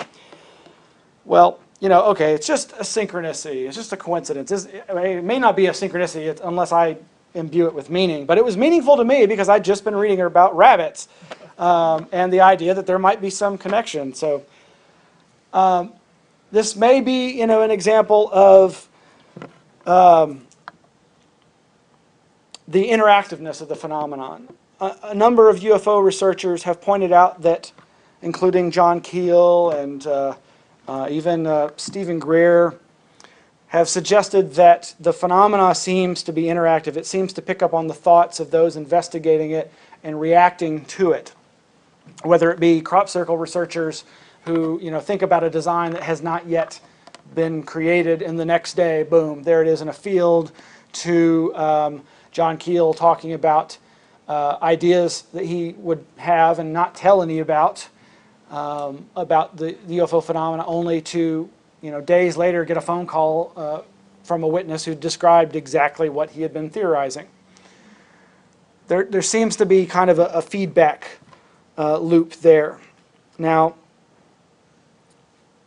in Dr. Little's Archetype Experience book, he relates his theory also to Robert Anton Wilson, who had the idea of the synchronet, that there's a state of mind that we can enter into that allows us to perceive those interconnections, and that's what he called the synchronet. Now, Jacques Vallee, in his 1979 book Messengers of Deception, kind of posited a vaguely similar idea, and it's kind of exemplified in a strange encounter he had. He was investigating contactee cults, these groups of spiritualists and religious people who were beginning to believe in salvation from UFOs. And one of the groups he was investigating had an old biblical name called Melchizedek, the Order of Melchizedek. So he's investigating this, and the way he tells the story, one day he was going back through his receipts for all his travel and research, and he noticed that a cab ride he'd taken in L.A. was signed M. Melchizedek. And he looked up this person's name in the phone book, and sure enough, he somehow, while he was researching Melchizedek, had managed to get a lift from the one Melchizedek in all of L.A., or the only one he could find in the phone book. Now, Vallee is a computer scientist, so he's used to dealing with information, and he's used to the ideas of information theory. And this and other experiences led him to suppose that maybe the nature of reality is like a computer bulletin board, that somehow when we put our intention out there in the universe, that the universe will, per our request, bring us into contact with that information. So in this case, he was asking the universe for information about Melchizedek. Well, he didn't quite know about it until after the fact, but it seemingly had. Perhaps these things are all connected. This Robert Anton Wilson's idea about synchronet and Jacques Vallee's idea about informational bulletin board aspect to the universe. I think there may be in this some clue to the way magic works. Now, sticking with Robert Anton Wilson and rabbits, in his Cosmic Trigger Volume 2, there's this quote that just floored me. The puka takes many forms, but it's most famous when he appears as a giant 6-foot white rabbit, which is the form most Americans know from the play and film Harvey. Whatever form the puka takes, he retains the special ability of his species, which is like that of Thoth in Egyptian legend, Coyote in Native American myth, or Hanuman, the divine monkey in Hindu lore. He can move us from one universe or belief system into another, and he likes to play games with our ideas about reality. Well, to me, that sums up the UFO phenomena, and I think goes to the trickster archetype aspect of the UFO phenomenon. Now, let's move into the realm of dreams.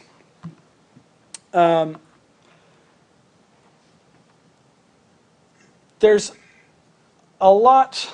This actually, I guess I really found out about these interconnections through the book I mentioned earlier by Dr. Kenneth Ring, who was, of course, researching near-death experiences, then started researching alien abductions. But he also drew upon the areas of false awakenings, out-of-body experiences, and lucid dreaming. Now, this is a big, long quote, obviously, from Susan Blackmore, talking about lucid dreaming, and she cites the work of two other lady researchers I really respect a lot, Celia Green and Jane Gackenbach. Now, Susan Blackmore, she's got a lot of great ideas, but she's pretty much a reductionistic skeptic. She I think got into the UFOs or got into the paranormal really hoping to find the Holy Grail to prove psychic ability, but she's since become very hardened and disillusioned, you could say. But in this quote, she's summing up the research of Celia Green of the Institute of Psychophysical Research in Oxford. That's Celia Green back in the 60s in the middle there. She referred to these experiences in lucid dreams and perceptions of apparitions and out-of-body experiences as metachoric experiences.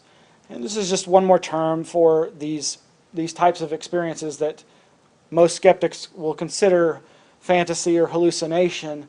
But at least Celia Green was open to the possibility that there could be some anomalous cognition, some sort of psychic ability at play in some of these, though she too has pretty much been disillusioned by such. But the important thing about metachoric experiences is that what she found in studying quote-unquote hallucinations, apparitions, lucid dreams, and out-of-body experiences is that these experiences, they're often written off as the result of stress. You know, somebody started hallucinating because they were under a lot of stress. But what they found was that these experiences could happen in the most mundane circumstances, And what she means by metachoric is that the entire field of one's perception is replaced by hallucination, by this other reality. And yet the person can move around and doesn't seem to like fall on the ground and stumble, and they seem to still manage to interact with their environment. But I think this gets back to the idea I was talking about earlier of perception being a virtual reality, that the senses, the perceptions that you take as being definitive examples of the physical reality of your surroundings are in fact a virtual reality that can be superseded at almost any moment in these experiences. Now again, I'm not saying what the source is, but the point is that we can experience a wide range of phenomena that seem to contradict the foundations of what we consider reality, and she calls them metachoric. When I was in London for that conference I mentioned, I got to hear speak this fellow, Alan Worsley, and he's a true oneironaut, an explorer of dreams.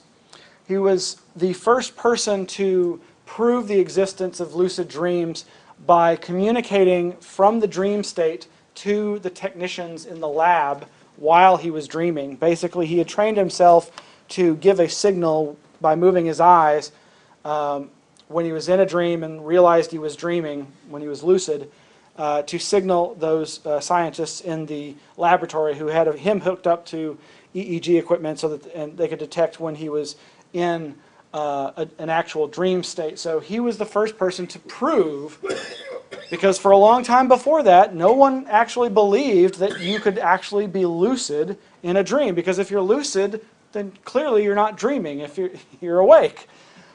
But he said some things at that conference that really made me think, this could have relevance to the alien abduction phenomenon. And this quote here, it's maybe not from that conference, but it sums up what he had to say. "I am not given to superstition or believing in unnecessary entities, but perhaps the term dream is a little too bland to do justice to the ultra-realism of these experiences.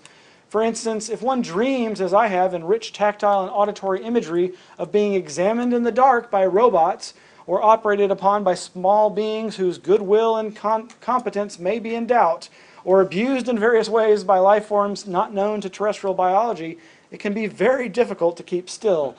Now, keeping still is how he enters the state. He's actually trained himself, and this is something that very few people can do. He's trained himself to be able to go, not just become lucid in the dream state, but to go into the dream state and retain his lucidity from the waking state.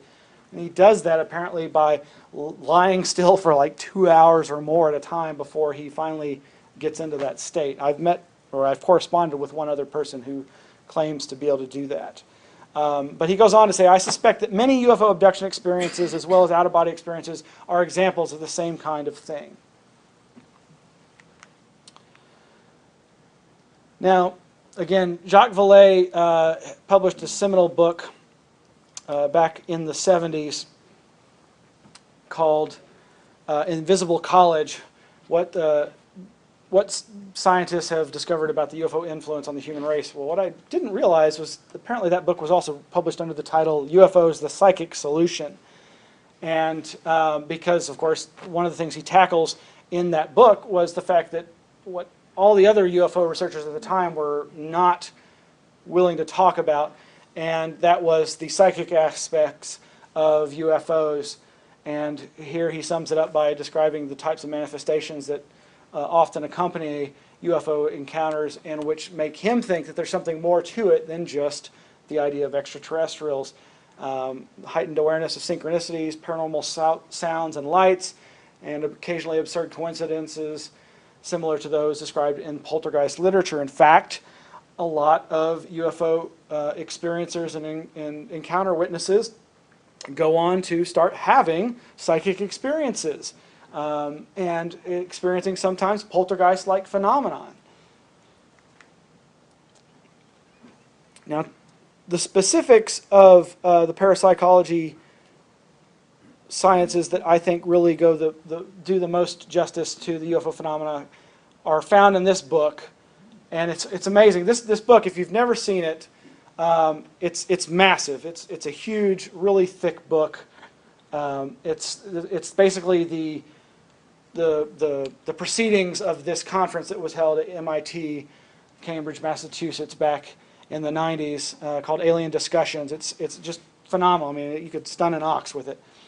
But to my mind, the best thing in it is the shortest article, and it's called "The Possible Telepathic Spread of UFO Abduction Stories." It's by Brian Thompson. Now, this article that he puts forth is, like I said, very small, but it packs a punch, and he just goes through all the literature about how hypnosis seems to improve psychic ability. And so he posits, are hypnosis sessions enhancing a telepathic transfer of abduction scenarios from UFO investigators to abductees?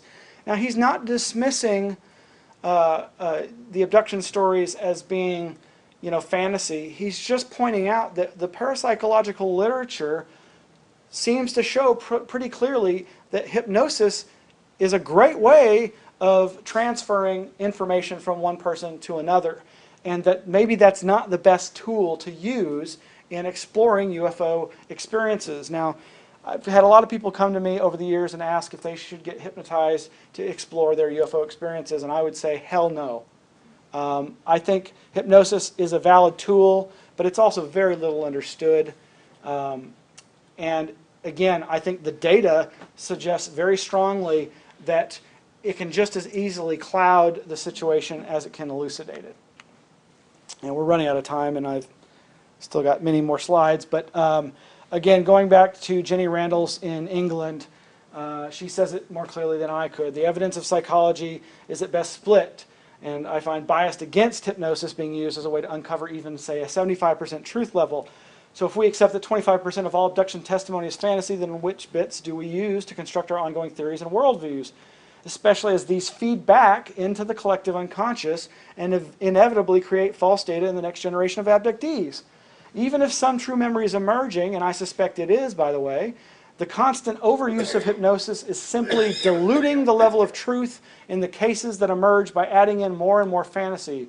By now, I suspect the data emerging is so contaminated that it is dangerous to make any real assumptions from it. Now, she also used to belong to BUFORA, the British UFO Research Association.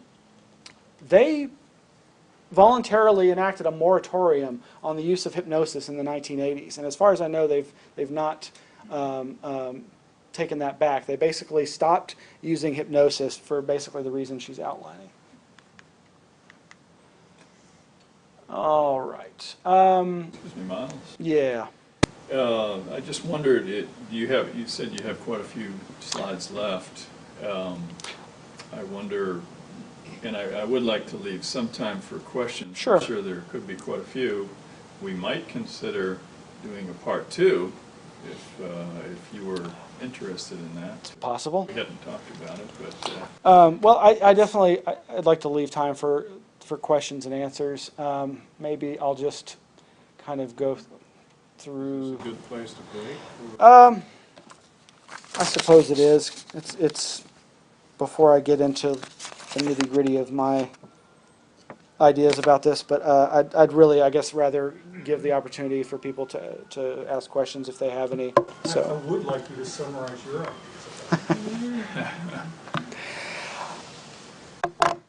ideas.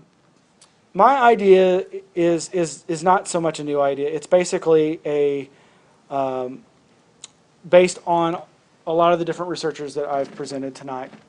And that is that the UFO phenomena represents a transpersonal virtual reality communications channel.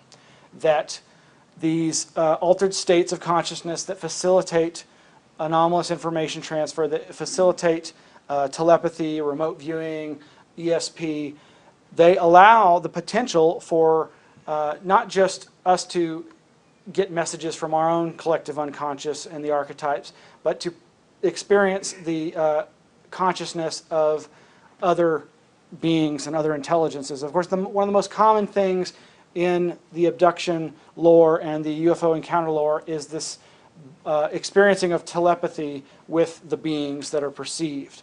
And I think that's highly suggestive that may be the mechanism that's at play here. I basically feel that if you consider that the phenomena has been with us as long as we've been on this planet, then it's really silly to contemplate it as being extraterrestrial. That it seems to have been here as long as we have, so might as well call it terrestrial.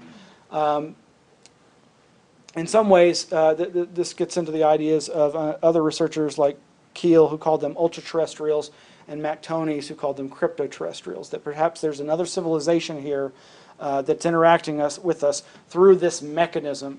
And if I had to I'd say it's like that movie Contact by Carl Sagan, where Jodie Foster's character experiences a very vivid, real experience that of meeting with an extraterrestrial, except that it appears to her in the form of something that she can more easily comprehend. I think that that's what's going on. But again, these things leave very physical, real traces on the environment, and I don't think there's any reason to not suppose that they are in fact real and autonomous themselves. Do you think they're all the same? All The same? I mean, are they all the same cause? Isn't there a possibility that some of them come from Mars or whatever? Absolutely. I think that there's the possibility that these are coming from different sources. I'm a certified hypnotist since '94, and I disagree with you 100% that you can use hypnosis to go back into memories and experiences that people suppress. And this would be something that people would suppress. Yes. But I also wanted to ask you if you're familiar with Billy Meyer. Yes. And I've followed him for the last 20 years, and he just fascinates me, the Pleiadians. And that's where I guess I find most of my interest, is finding other humans out there that have higher intelligence. And there was a period of time when I thought that Billy Meyer's experiences could be real as described by him. For those that aren't familiar, Billy Meyer is a modern contactee like those from the 50s and the 60s who claims contact with humanoid, space brother type extraterrestrials, interdimensionals.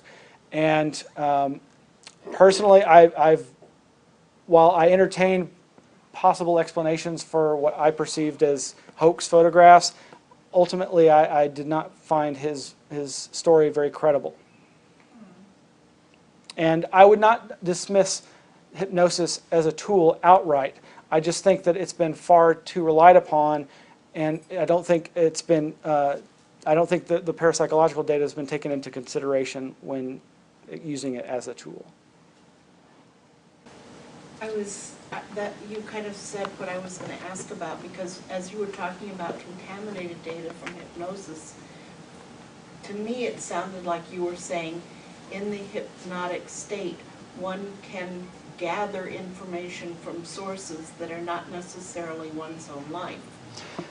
And they are just as real to you as if they came from your own life, because you're perceiving them directly.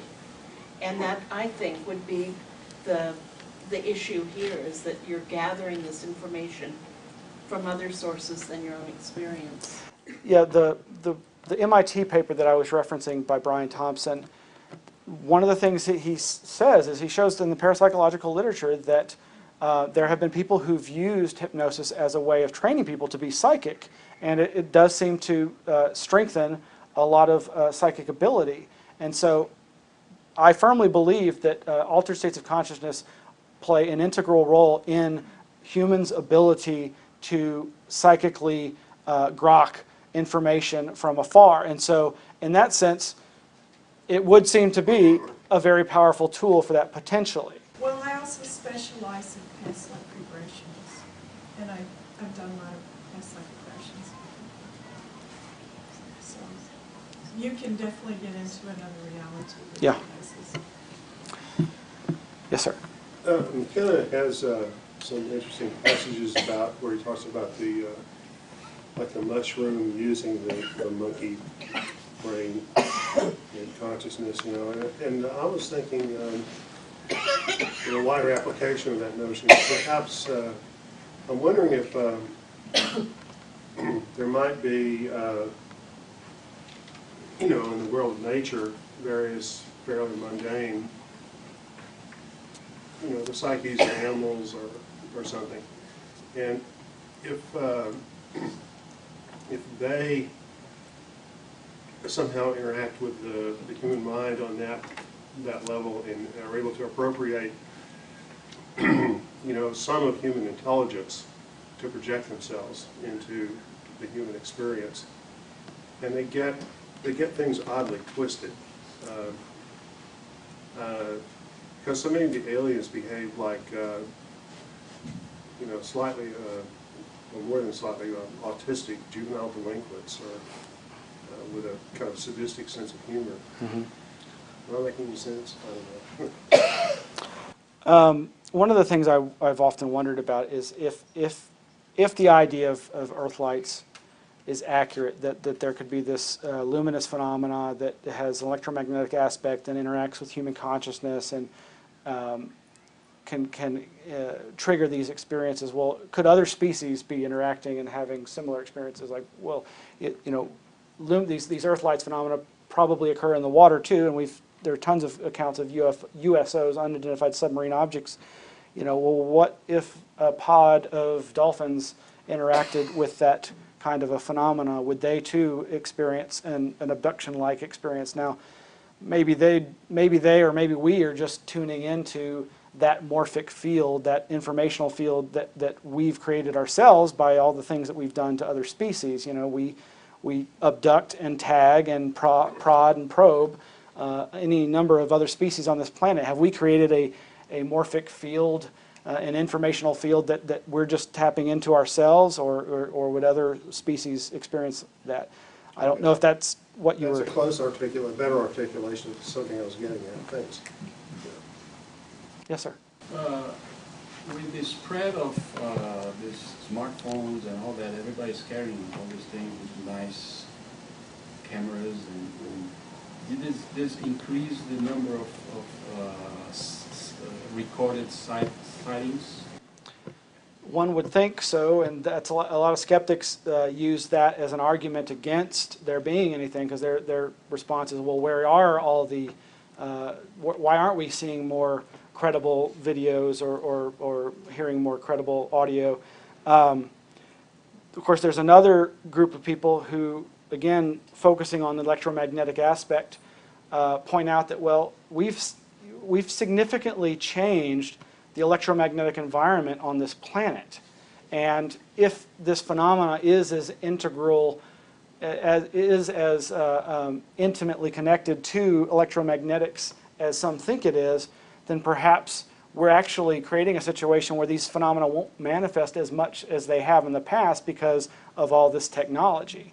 You know, the work of Michael Persinger and Paul Devereaux and others who've explored the electromagnetic field effects associated with UFOs and ghost sightings and apparitions. Some of them think that these technological advances are part of that. That in some cases they think that they're actually, in effect, allergic reactions to those electromagnetic fields. But again, I think there may be some truth to the idea that there may be less and less of this type of phenomena manifesting because of the electropollution, if you will. I mean, the prevalence of Wi-Fi, you know, is growing. There's all kinds of little-known health effects or little understood health effects, you know, associated with Wi-Fi and cellular phones and that sort of thing. So, but yeah, I would hope that there would be a lot more potential evidence for that. But what I see more and more is just more videos of things that you know, either the video isn't very good or it's clearly hoaxes. You know, I would really like to see some some footage that would stymie me, because usually I come away feeling like it's just not very good footage. But you have to admit there is footage that does stymie you. Yes, absolutely. Yes, sir. Speaking of footage, you mentioned a whole bunch of different names and stuff at the very beginning, and I don't really know too much about this whole topic, and I didn't bring anything to write with. So is this video going to be like on YouTube or something where I can, do my own research and stuff? I hope so, yeah. Also, I may be able to put the PowerPoint up on the web, and with links to all the sources. One of my aims, as I said, was... Be glad if you do that. Sure. One of the aims was to, give those names and those books that then can lead each of you, if you're interested, to explore those things yourself. And so I appreciate you asking for that. And yeah, I was just going to say on that, we might go ahead. We should have a good audio, and I was thinking too, and we're need kind of officially in, but we might be able to go ahead and take some more questions for 10 or 15 minutes if folks do have them.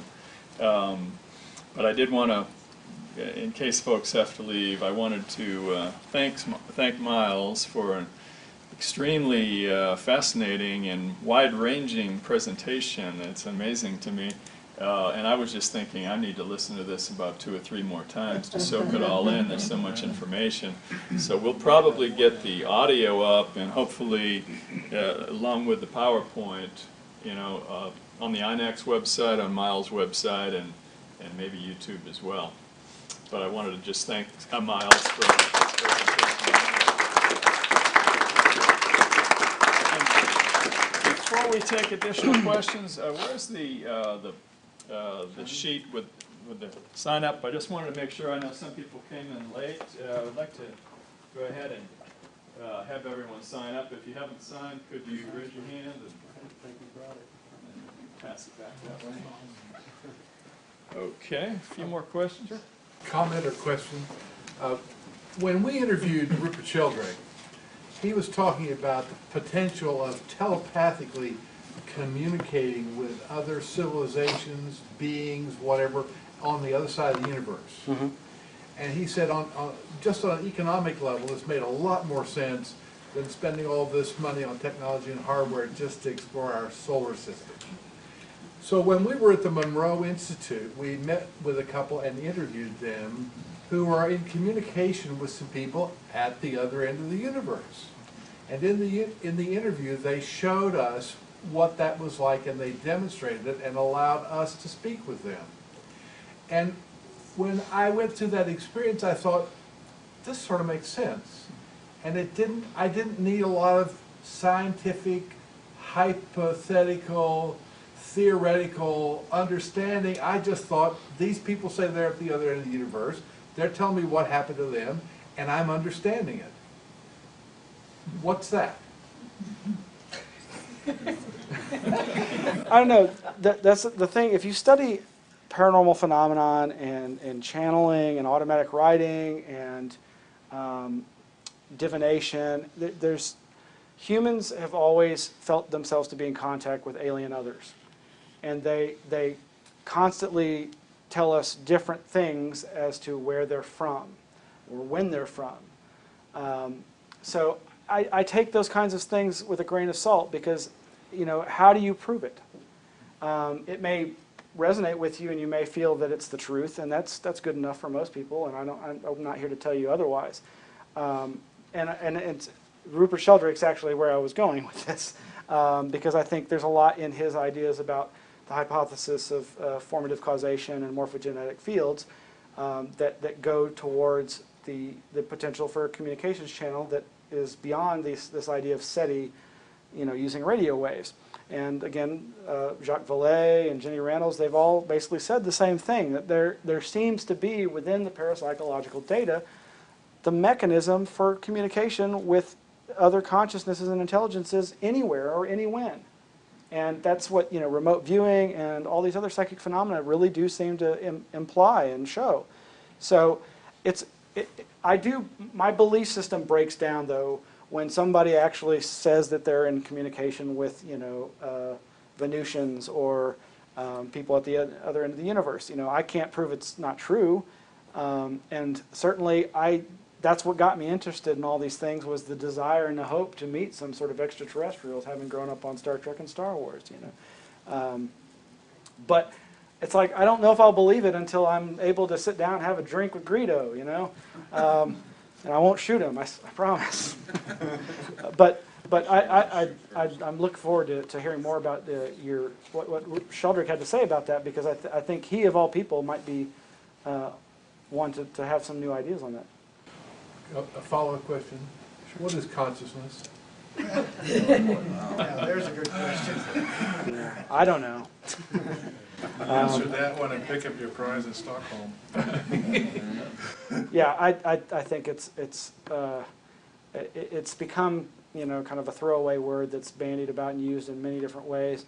And I recently was hearing someone describe it in two ways that I thought seemed apropos, and that's that there's the idea that consciousness is all that there is, but then our own everyday experiencing of it is self-awareness.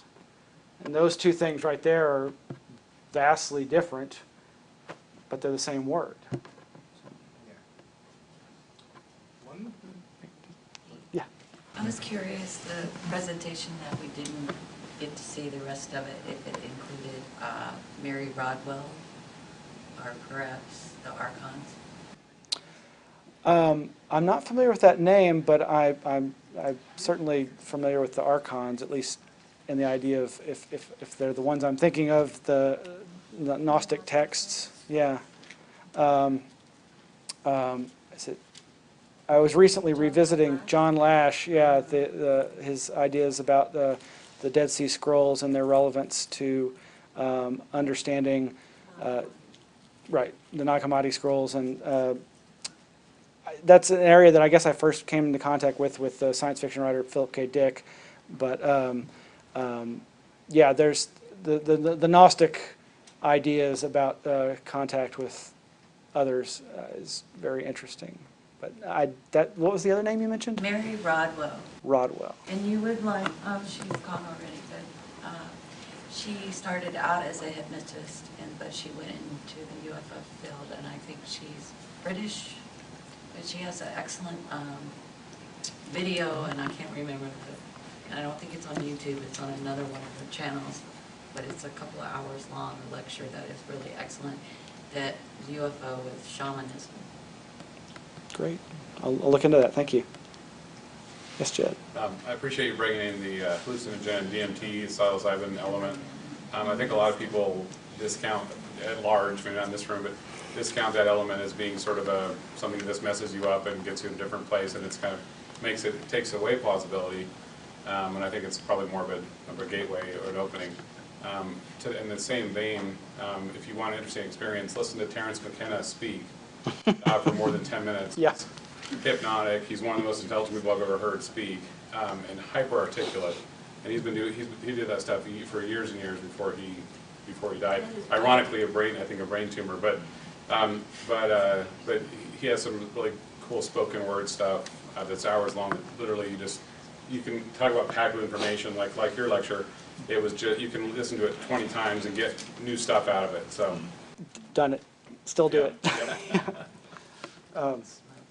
John, Yes, I don't know if there was anybody else who was before me, but well, there's all kinds of people, but you.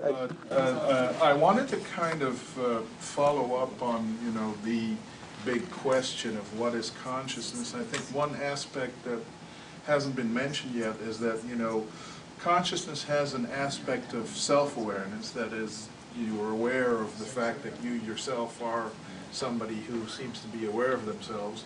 But I think that there's also the aspect of awareness that there are other self-aware entities around you in the universe that seem not to be you.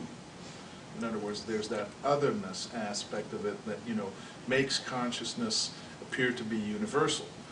And it's interesting in a way that one of the aspects of the UFO phenomenon that you mentioned, and that I think is probably one of its most striking properties, is its interactiveness.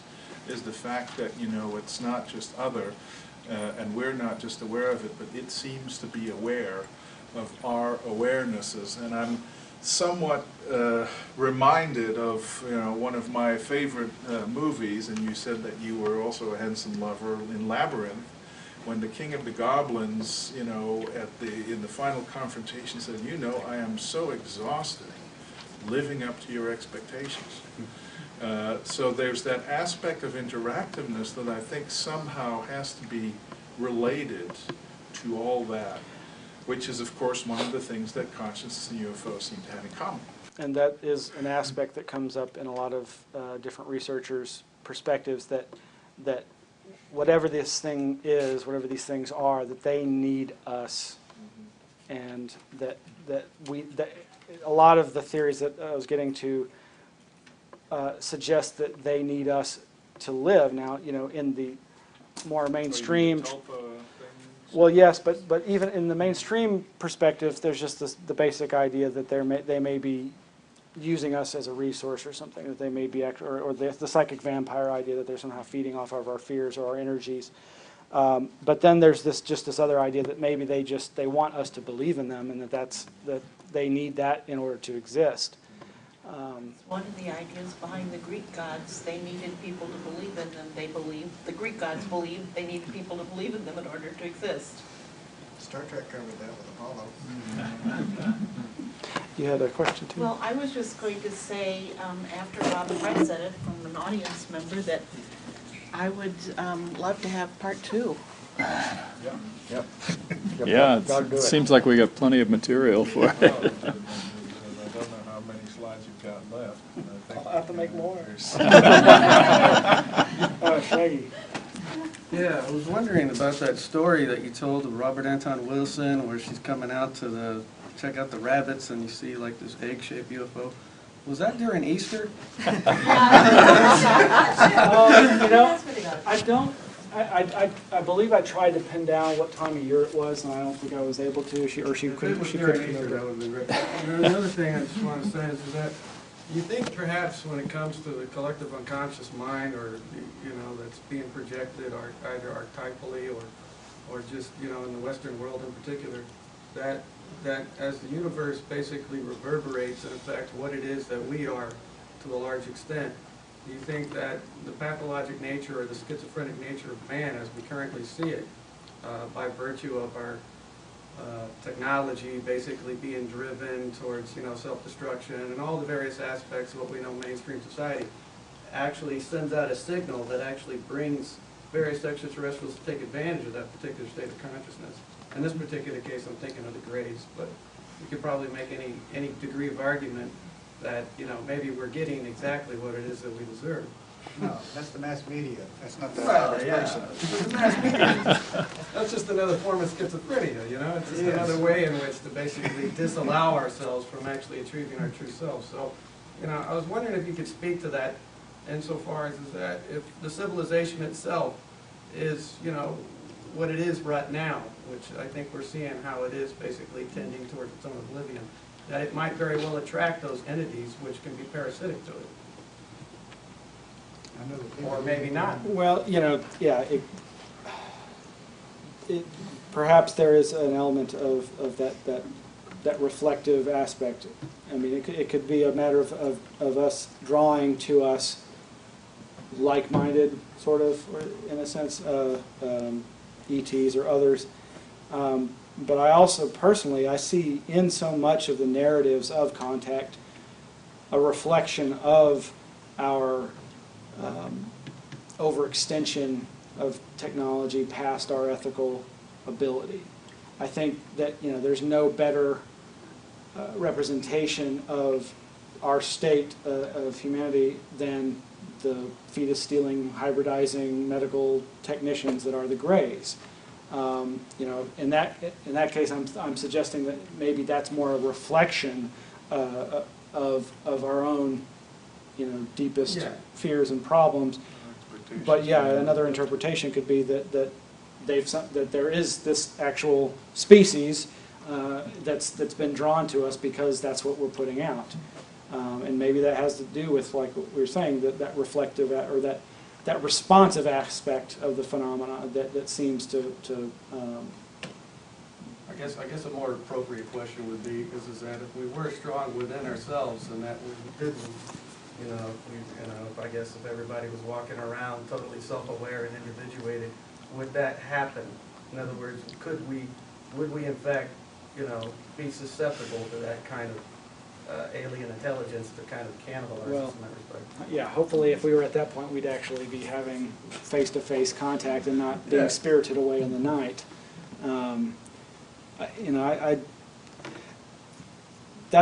We all, I think, have probably been drawn to those stories of contact with benevolent extraterrestrials because we want that kind of encounter with something that can teach us, to go beyond where we are. But maybe we have to get there before we can meet them. I'm not sure. And just the statement of that possibly all our negative energy manifesting through our technology right now. I mean, you can't really compare that then with these cave paintings of the exact same types of grays that we would see 3000 BC. So they didn't have their technology then. Well, what I was going to comment about the Sheldrake guys, and I wish I got their name, but maybe you can give me their name so I can see their video when it's up. WhatItReallyWorks.com. Right. Okay. works, not happened. Yeah, if there's these people who might be channeling entities or spirits or energies from the other side of the universe, you'd have to define universe. Because there's a massive universe just between atoms, so maybe it's the same thing with our own conscious inside of our minds, and where we can go to a complete different universe with elevated or altered states. So it's possible that they are from the other side of the universe, it's just defined universe. Yeah, well, in that sense, distance is irrelevant, whether it's trillions of whatever away, or whether it's right next to you. Physically, it's a different dimension. It doesn't really matter how far it is or how near it is. And that's the thing about the parapsychological data is it doesn't seem, the signal for information transfer doesn't seem to be degraded over distance. So, yeah, that's why I think there is the potential for communication with a wide variety of potential intelligences that could be from anywhere or anywhen. Or right under your fingernails. Okay. Well, thank you all. Yeah, thanks everyone.